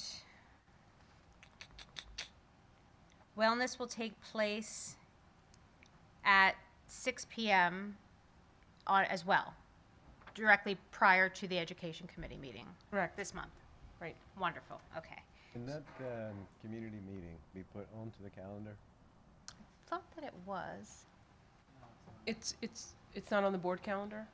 We can add that. Not on our calendars. Either is the data presentation. The I thought community that was meeting as on the well. 27th? We'll add that, sure. And then Safety and Ops is on the 20th. We'll mention it again next week. And then, obviously, next Monday prior to the board meeting at 7 will be policy meeting at 6. All right. If no one has anything else to add, we will move on to Section 3. I won't forget it this week. We are building out the consent agenda. The following items as presented are already on consent. Does anyone have any issue with any of those? Wonderful. Section 4. At 8:25, Mr. McKinney, Education. Mr. Mitchell, would you like to take us out? Ms. White, if I could go back, Ms. Widener just reminded me, the Wellness Committee meeting this month will be at 3:45. Thank you. Okay. I appreciate. I know that there was dialogue last Dialogue, month, so yes. I just was looking on the way that the way that it read, I just think maybe it wasn't updated on the copy I printed. Yes, so it does still say 6. Yeah, in the section 2. Yeah, so we'll change that. Thank you. We'll revise that. It is correct. It's here at the high school in the library lab, 3:45, and we'll change that in section 2 of the board agenda. Ms. Aducci, that was your understanding as well, right? Was that the takeaway? For 3:45 for the next wellness meeting. Okay, just want to make sure everybody all thought the same thing. Yes. Okay, great. Yeah. That is what I thought, but I saw it. Okay. Yeah. Sorry about that. No problem. We'll kick.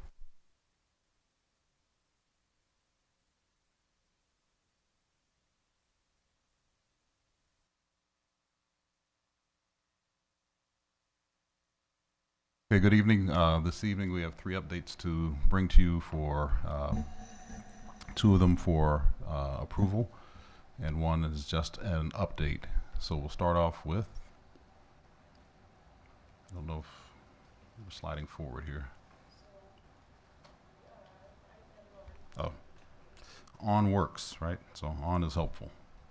Here we go. The first item that we discussed at the Education Committee of the Whole was the kindergarten camp pilot program that we are bringing forward for board consideration for approval. Once again, this is a summer program pilot for our incoming kindergartners that will be piloted at Swanksville during the month of June 23rd through 26th. This is intended to give our families and students a preview of what's going to be happening in kindergarten for kindergarten readiness. The teachers from Swanksville will be the teachers in the camp. This will be free of charge. These are half-day programs, and we will also be providing transportation. The kindergarten camp will be coming in at a total of under $25,000, and Mr. Weaver has already budgeted for this camp. Are there any questions?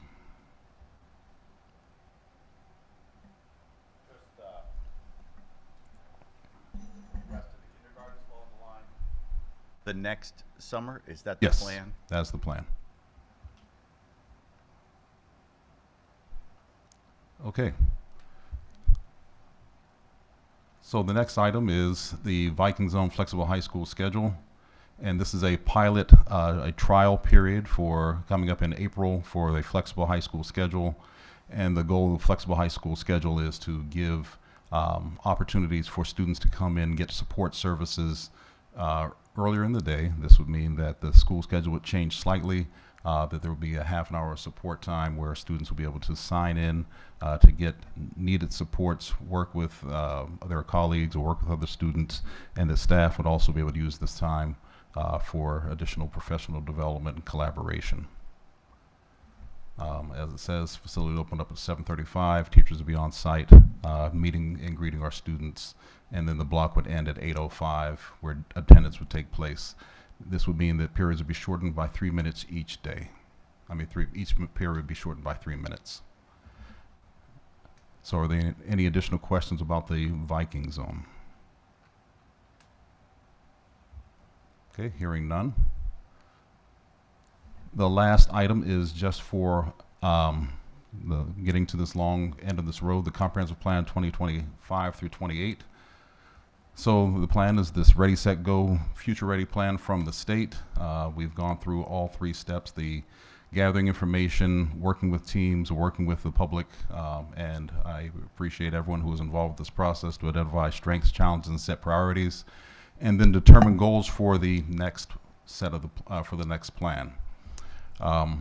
3 things that we remain committed to in the plan are the mission, vision, and beliefs, where we did make some updates to the belief statements, really just shifting some of the language, not large shifts in the belief statements.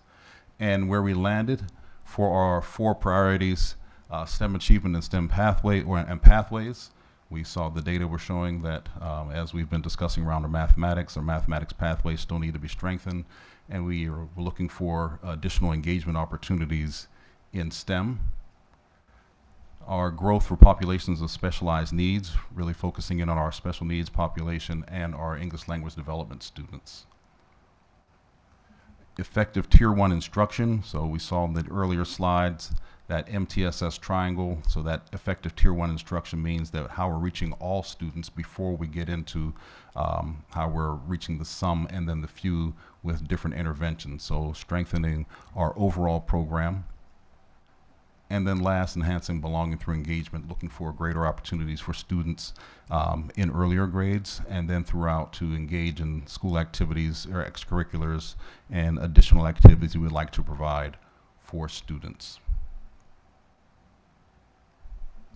The additional reports that will be part of this plan that will be made public, our induction plan, professional development plan, and then these assurances are statements that we have these other pieces in place, and those are all parts of the required plan that will be submitted to the state.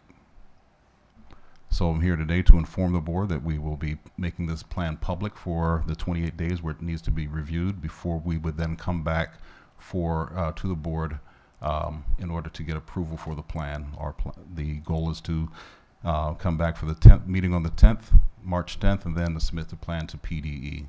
The plan will be made public in each of our schools and in Swanksville Library and in the district office. Are there any questions about the comprehensive plan? Okay, hearing none, that's the end of my report. Thank you very much. Thank you, Mr. Mitchell. Having finished the report, the enrollment report is included too, but we'll go to 4.02. Looking to move that to consent if there are no questions, comments, or concerns. Not hearing any, we shall move that to consent.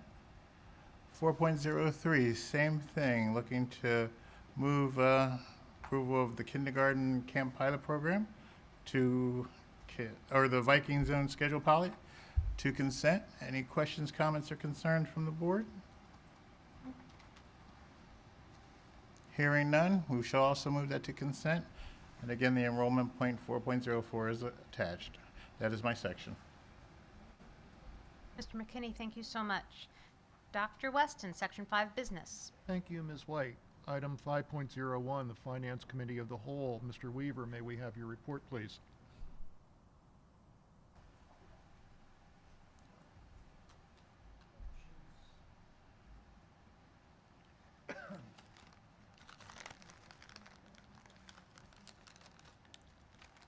Good evening, everybody. We have kind of a It looks like a packed agenda, but there are some things that we've done to hopefully expedite some of these conversations here. Mr. Hogan is unavailable to make it tonight, but he did forward the key components of the draft of the audit. What you see in front of you is we're very proud to present an unqualified auditor's opinion, which means our financial statements are materially presented, and we've done a good job at that to the level of our peers under laws promulgated by GAAP, generally accepted accounting principles. There is the balance sheet that you typically see. I'm not going to get into all those numbers. The one on the left is our balance sheet, which basically shows our general fund, capital projects fund, and then debt service fund. And then on the right-hand side, that sheet is specific to the general fund, which you can see the original budget, the final budget numbers, the actual figures, and how we come up with our pluses and minuses that we've presented throughout the year. Another slide part of this is on the left-hand side is technically our balance sheet, which makes accountants get excited about this kind of stuff. And as a note that we added last year, and I thought it was pretty good, on the right-hand side is our total debt. Our total debt right now, principal, is $78 million. With interest, as expected, remember they're all fixed coupon rates, down in the lower right-hand corner, $91 million. This is a key component as we go forward and we look for additional monies and revenues in the future. This is a key variable to determine what our cap limit is. So we seem to be in pretty good shape, to be honest with you, from a debt service perspective. And then one final item that Carl has asked to be included is the single audit findings and question costs, and the key component to this is there are none associated with that. They did test our food service program, both the breakfast program and the National School Lunch Program. For that, the threshold to test was at least $750,000. Those two programs met that criteria. And then this is yet another key component to our finalized general purpose financial statement. Any questions on that? You will be receiving via electronic format by the end of next month a final version of the actual audit report. All of the details and the figures and all of the numbers in there were all materially correct and as presented throughout the whole process. So we're very happy about that. Moving forward to the budget presentation for tonight. Again, in the spirit of moving things along, we have no changes from a revenue perspective. So the revenues are maintained the same. Remember, the machine in Harrisburg tomorrow has the presentation. The governor will speak. Dr. Russell had a little bit of an insight from a superintendent's perspective, but from a PASBO perspective, which again is our key leader in that respect, we have heard very little about what may or may not be included in the governor's budget.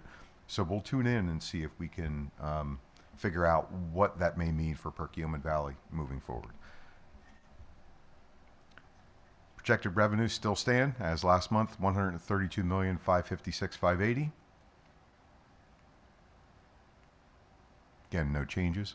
Expenditures, we did have two adjustments to that. We've now are recognizing in this projected expenditures for 25-26, $137,611,948. That is down a little bit. And budget year to budget year, that is a 3.56% increase as presented tonight. The two changes that we do have is in looking at and reviewing the tech lease options with Mr. Ganesh. We do feel that we can cut some of that out and save $50,000 from the $231,000 that we've added in. And the second item to remove is for the second look from the Bucksmont, which is our health insurance consortium. Mr. Moran, who is on the board, brought forward some pretty good information on Friday. And Bucksmont is reduced by $325,000. All total adjustments, a negative $375,000 as presented. Again, here's just a quick note. The items in red are the areas that we've changed. You can see the medical and health insurance now resides at a 3.11%.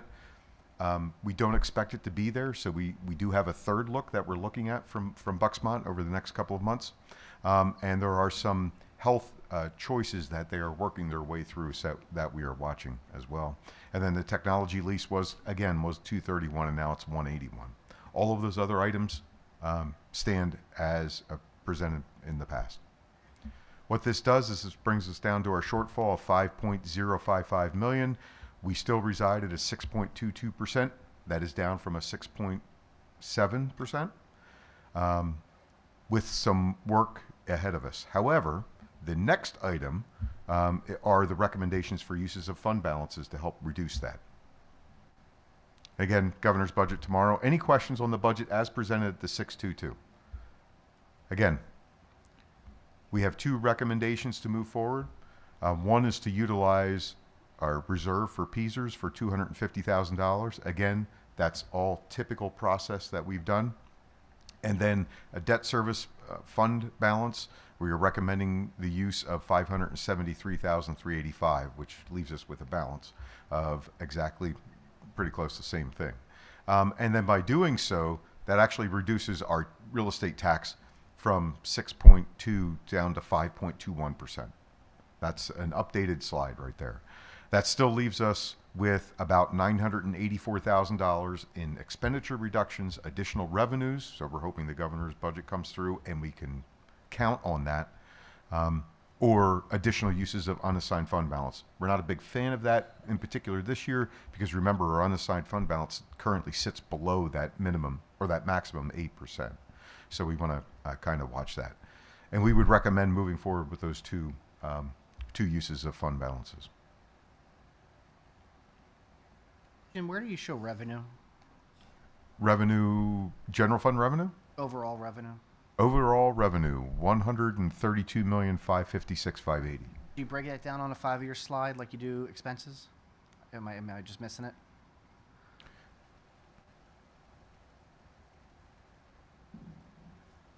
There are summary slides Yeah. for with the multiple years, and then there are individual local, state, and revenues, or local, state, and federal. Yeah. And they are part of the presentation. So here's my question. It's a long-term question. I know I talked about this last time. We're trending to be at 165 in 5 years as an expenditure based off of the trends over the past 6 years where we're going to be. And our revenue is just not trending at the same percentage of growth. Salaries have increased 21%, benefits have increased 16.5%, tech has increased 40%, other revenue up, expenses up 22%, but our revenue is just not getting there. I'm waving the flag, like I don't understand the numbers in 5 years. And I'm still concerned about what those numbers look like. Unless someone in Skipback or Schwenksville or one of our towns wins the Powerball and it's $1 billion and brings in a snot ton of revenue, I'm not looking at today's forecast and the budget that we're going to approve soon. I'm trying to figure out how are we going to have $163 million budget in 5 years. Right. So we've talked over the years in regard. He did? Oh. Never mind. I'm So good. there are a number of different things. Remember what we can control and what we can't control. That's the first thing. Fixed and variable. Some of those items that are absolutely fixed, we can control a little bit as far as negotiations go. So once those negotiations are over for labor and all different components that go along with salary, then they're locked in for the time of those contracts. PESers, there's not much we can do. That's a mandate from the state, regardless of what we do. We've been working in the Bucksmont. We've actually successfully, I think, in my opinion, helped to offset some of those increased costs. So I think we continue to do some good work. Debt service is there. That's fixed. That's locked in. So there are areas that we continue to monitor. We look for refunding opportunities, although we do know that our interest rates that we owe on our fixed rates are incredibly good at this point in time because of the activity in the financial team and also with the school board working together with Jamie Doyle. So there are a number of areas that we continue to monitor and look at. We know we need to put electricity in our buildings. We know that we've worked through multiple phases of our GIZA contracts to make our machinery more efficient. So there are areas there.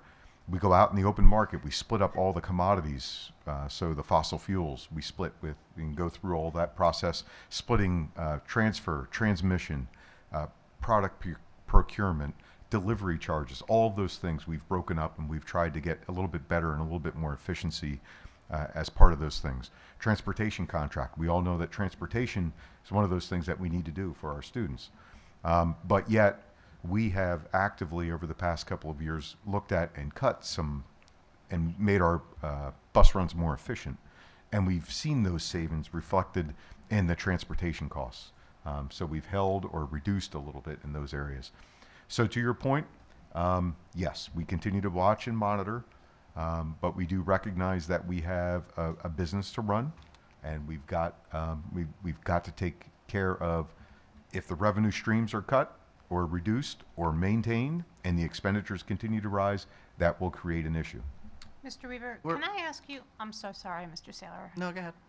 I was wondering if in the projected revenues that you take a look at and you monitor, do you layer in the growth, the housing growth within that? We do. And then the earned income tax of those occupants of those houses? Because then, so there's two revenue streams in housing, right? So there's the earned income tax for the people that live in the houses. Yep. Most of them are two-salary households, generally, right? And then also transfer tax on the deal as 50, yep. real estate changes hands. So, I mean, I don't know how those numbers play into the projections, in a potential neighborhood across from West. And there's different ones all popping up within the district. Not as many as some places, but there are a substantial number. There are. And I haven't seen any new construction in Perkiomen Valley for anything less than 600,000. Yeah, but we saw this in 04 to 07. That was a big boom. So that number that number that the school district saw between 2000 and 2010 didn't inflate to the number. Like we're looking at in 2034 with the smallest population base of 4,000 students, 4,113 students, having an expense budget of 171. Even if you say that we're going to get all these projected businesses that you have out there, you could be looking at, right now we're, what is it, a $2 million or $3 million shortfall right now? We Or just 1.5? Yeah, 1 point.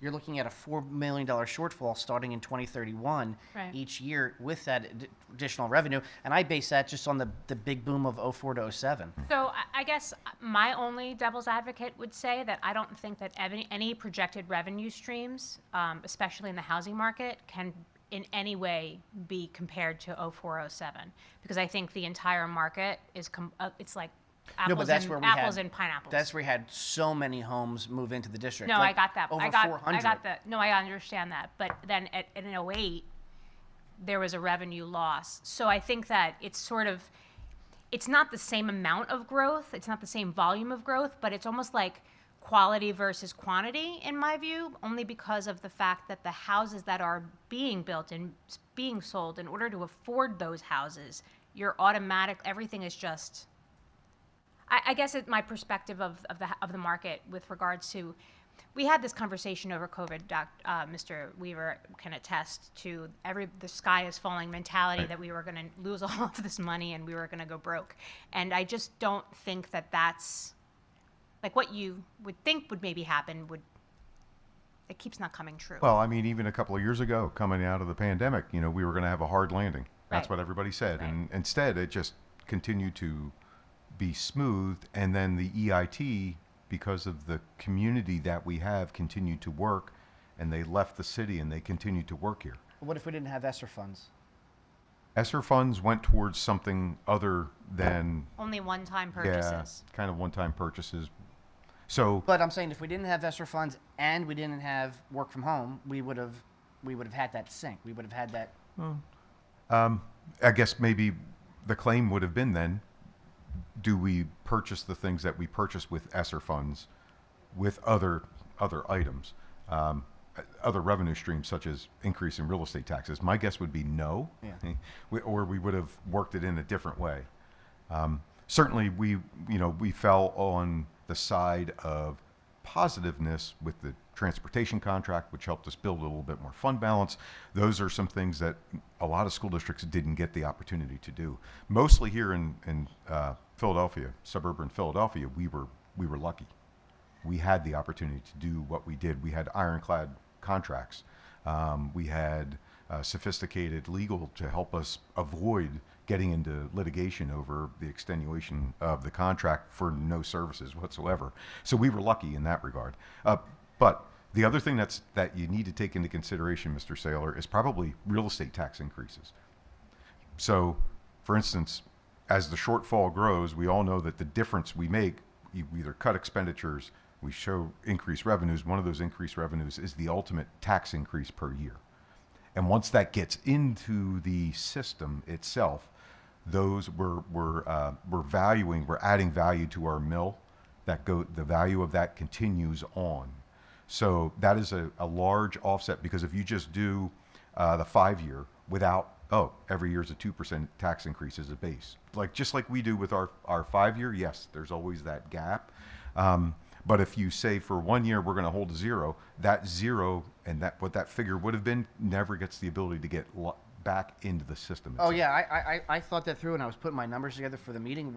We are at the point where in 3 years we would need a referendum to raise taxes enough to not to be more than $2 million in the hole. Mm-hmm. Yeah, We would and need approval. again, we're conservative. Yeah. There are a lot of there's not many school business administrators that are built to be not conservative because they don't tend to have jobs very long. Yeah. But part of the process is that, and we've seen over time,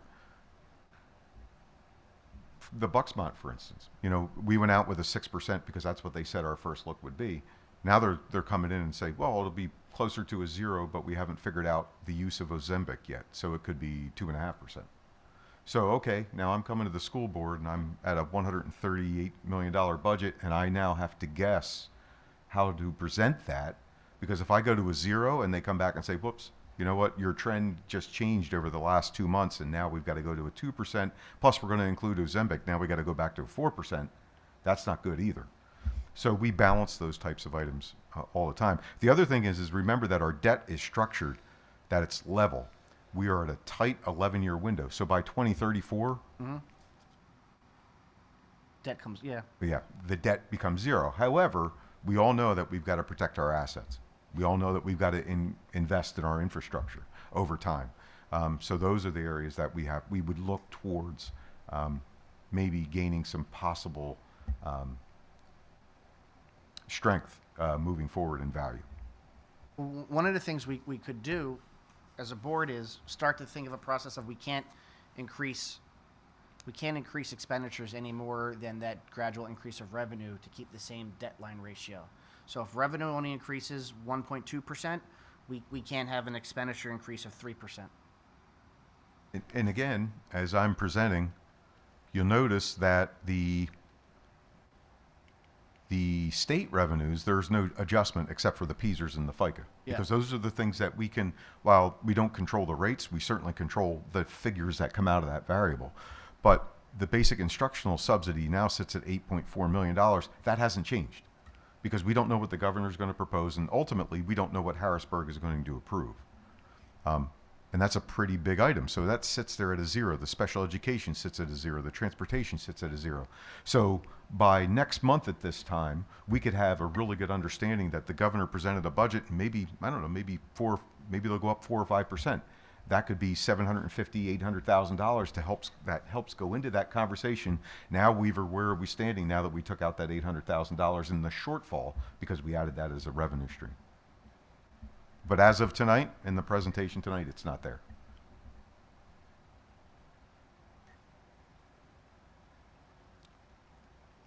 Okay, any other questions? Again, if you have any questions, send questions to Amy and I. We can make sure that we get them answered in the Friday letter as well. So in the spirit of the presentation, does anyone other than board have anything to add or question? Okay, go ahead. So the recommendation again, we're good with that moving forward? Okay, moving forward to the Safety and Operations Committee recommendations. We have several projects there that we reviewed. We're moving forward with all of them. You can see the item, the number, the project, what the recommended vendor is through procurement standards, what the cost is, the platform that we've utilized, and the funding source and the time frame associated with those projects. All of the items except for the middle school east and west auditorium phases 2 and 3 are ready to go. We would recommend moving those forward. Mr. Ganesh continues to work on that particular final quote. There were some changes, and he continues to work with the vendor for that quote, and we'll bring that forward. Hopefully by next Monday, we'll have that quote. These were all vetted and reviewed in the Safety and Operations Committee.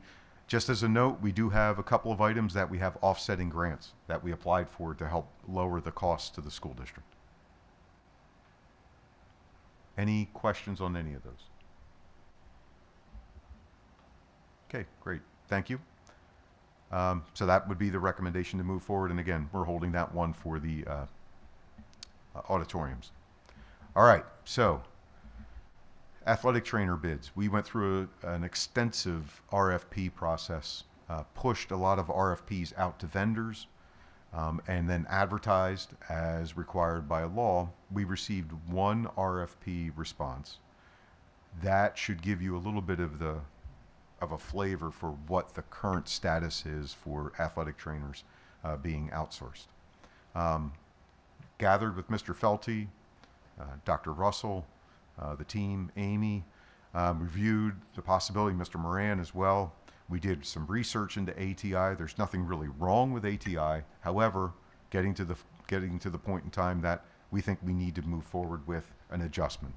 We already have 1.0 positions for athletic trainer in the actual budget as presented, and our recommendation is to reject the bid from ATI and then add 1.5 positions for athletic trainers, one whole one and then a half of an athletic trainer. And talking with Mr. Felty, he believes that this adds flexibility and allows our school district to have the best qualified athletic training services that we can get. Other outsourced companies are experiencing problems hiring people because of the new certifications. We feel that we can directly interview and control that process better if they're our employees. And we do have $140,000 as part of our budget right now for contracted services that will go to help offset this cost, and with the remaining cost of that estimated cost to be covered by true-up costs. And that's what we would recommend moving forward. And that recommendation, Mr. Weaver, appears at 8.05. That's correct. Okay. Any particular questions on that? Again, one of the things I would say is St. Luke's is our current contract provider. They have promised that they would continue to maintain the contract throughout. They did say that they had a good experience, but their current market conditions precluded them from participating in our RFP. We were a little disappointed in that. However, that's just the way that it goes in the world of athletic trainers. It's really tough. Mr. Felty worried a lot about this, and so in working together, we kind of came up with a solution here that I think helps Mr. Felty sleep at night and also helps our student athletes. Okay, thank you.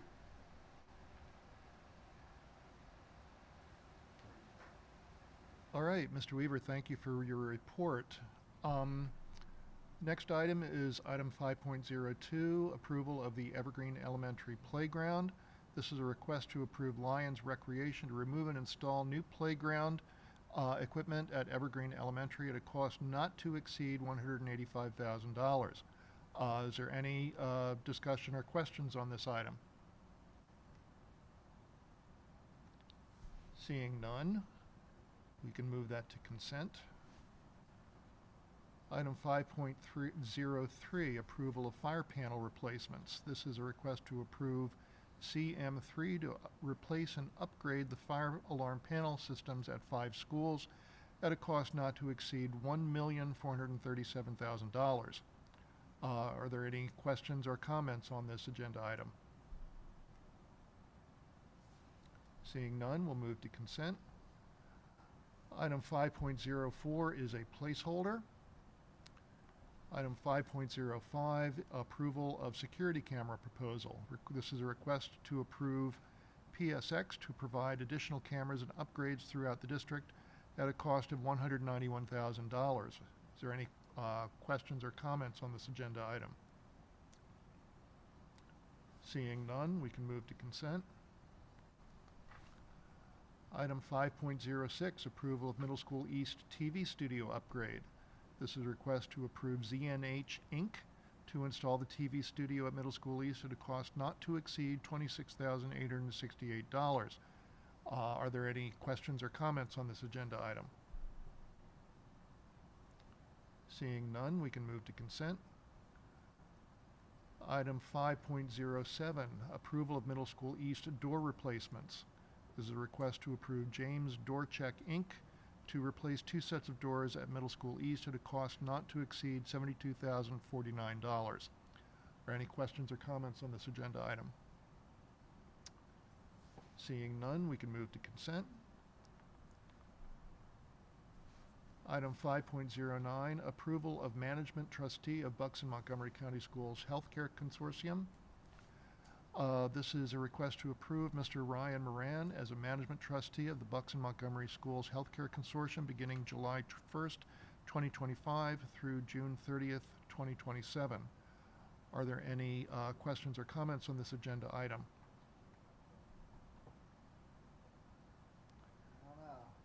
Seeing none, we'll move to consent. Congratulations, Mr. Moran.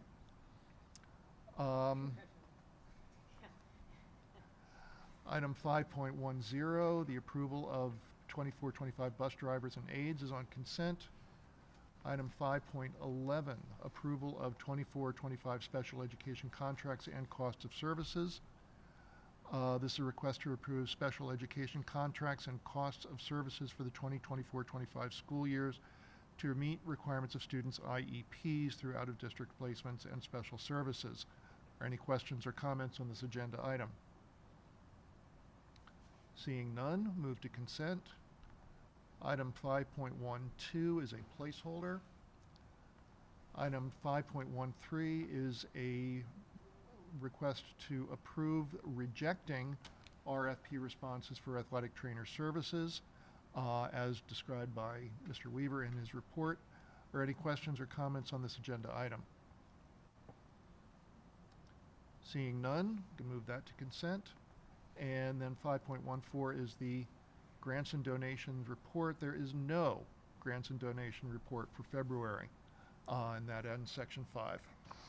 Dr. Weston, I think we missed 5.08.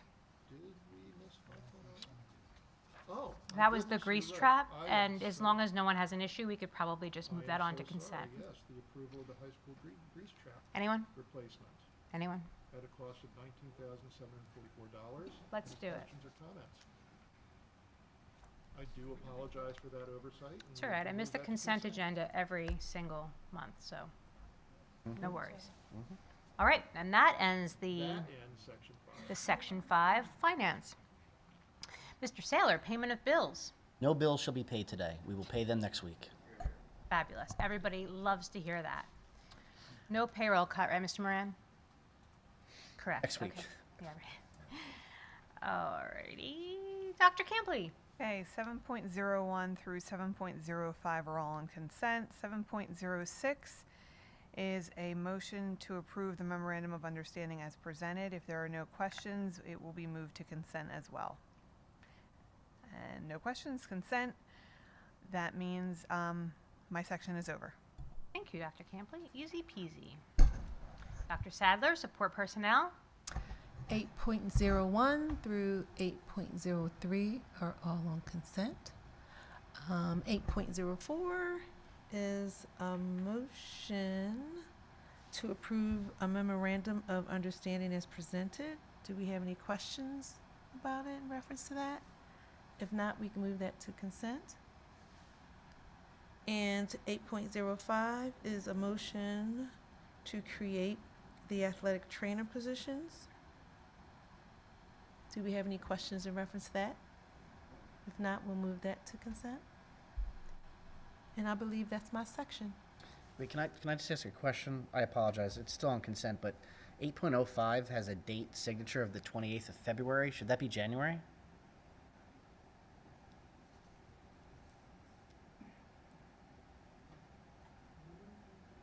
$8:05.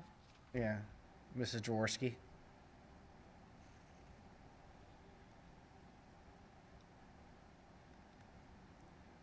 I don't see what you're talking about for some reason. 8:05 is the athletic trainer. The attachment, the admin attachment is the job description. 8:04. Oh, I'm sorry. Oh, sorry.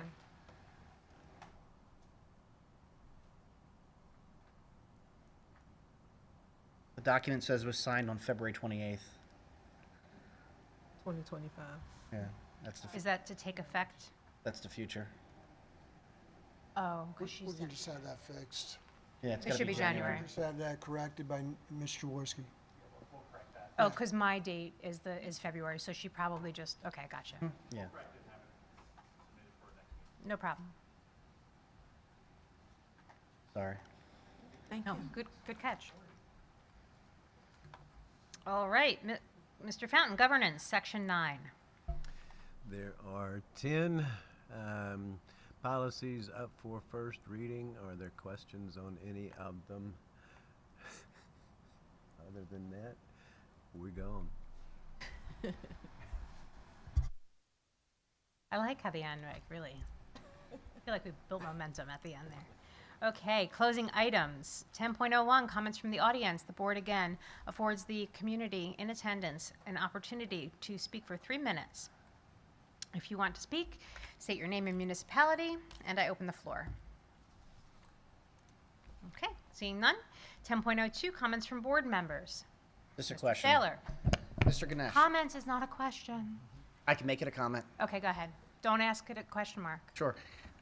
The comment would be, I'm not sure if anyone knew that there's a new AI tool that just made the national news last week. I am just wondering, in a hypothetical theory, if I was asking you a question, is it banned on our laptops?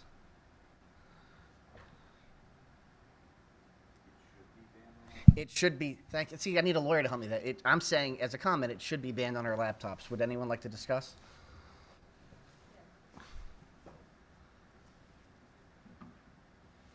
All right. Good evening, everybody. I think you're referring to DeepSeek. Yes. All right. So DeepSeek, for people who are not aware of it, it's a Chinese-based AI software, LLM, large language model, very similar to OpenAI. It is difficult to ban DeepSeek because DeepSeek is an open source, meaning that they let anybody download that AI, LLM, and it can be installed on any computer. I mean, it can run on your laptop if need be. So it is not easy, or we can ban the foreign-based IP addresses, but it is difficult. It is literally impossible to ban DeepSeek because it can be anywhere. There's not a way on our school laptops to prevent a student from putting it on their device, like ChatGPT? Well, DeepSeek cannot go on any of our laptops. DeepSeek needs. Correct. So it can't go on the laptops. It cannot. That's what I was It asking. needs very specific hardware. Yep. And none of our laptops that we have here is capable of running any of the LLMs. So it cannot go on any of the our devices, but it can go on a data center like Azure or something like that. That'll still be on US hosted services, and we cannot ban that. Yeah. Can I get DeepSeek here? You can go to deepseek.com. You can do that, yes. And then it'll let me log in? Yes. Is there a way to prevent that from happening? Well, again, those are not specifically hosted in one country. Like they have something called CDN, Content Delivery Network, where the content is delivered from various sources. So the content that you're probably looking at is delivered from the US-based servers. Yeah. So it would be, we have not taken an action to ban DeepSeek yet. It just came out a couple of weeks back. Still And evaluating. ChatGPT? OpenAI, ChatGPT, you can get to it, yeah. Hmm? You can get to ChatGPT. Or you could use it in the classroom? That is beyond my, We talked about this at a period of time last year on the education, how we were going to start implementing bans on AI technologies in the classroom. I'm more concerned with DeepSeek, with the type of information storage that it has. It's very much different than ChatGPT. So I don't know that we talked about bands, but we were definitely having Band's a a wrong word. discussion. Yeah, we were having a discussion about what's acceptable, what makes sense, what will support our students developing ethically and being honest with their work. And we have a committee that's been formed under the leadership of Mr. Mitchell that is comprised of lots of different staff members to talk about this. We had talked about possibly implementing a policy, and we shifted away from that during that particular committee meeting, but had some good discussion about it. It is something that internally we are focused on because teachers are focused on it. So DeepSeek, just so you know if you haven't played around with it yet, has a much stronger generative tool in the educational system to answer algebraic questions, to answer chemistry questions, and to give plagiarism written. You could actually set it up to write it as a 5th grader, and it makes it, it's actually a much better tool than, well, not better. It's a much comparable tool. Yeah. It's a comparable tool to OpenAI. But again, going back to your ban question, right? Like all the programs that it's all API based, meaning anybody, any content provider can use these services in the background. So you would not actually have to go to OpenAI or DeepSeek. You can go to adobe.com and ask these questions. Adobe.com in the background will be querying and getting all those answers. Mm-hmm. So from that perspective, it is going to be very challenging to totally ban any of these LLMs, large language models. I think we should take on the challenge. Duly noted.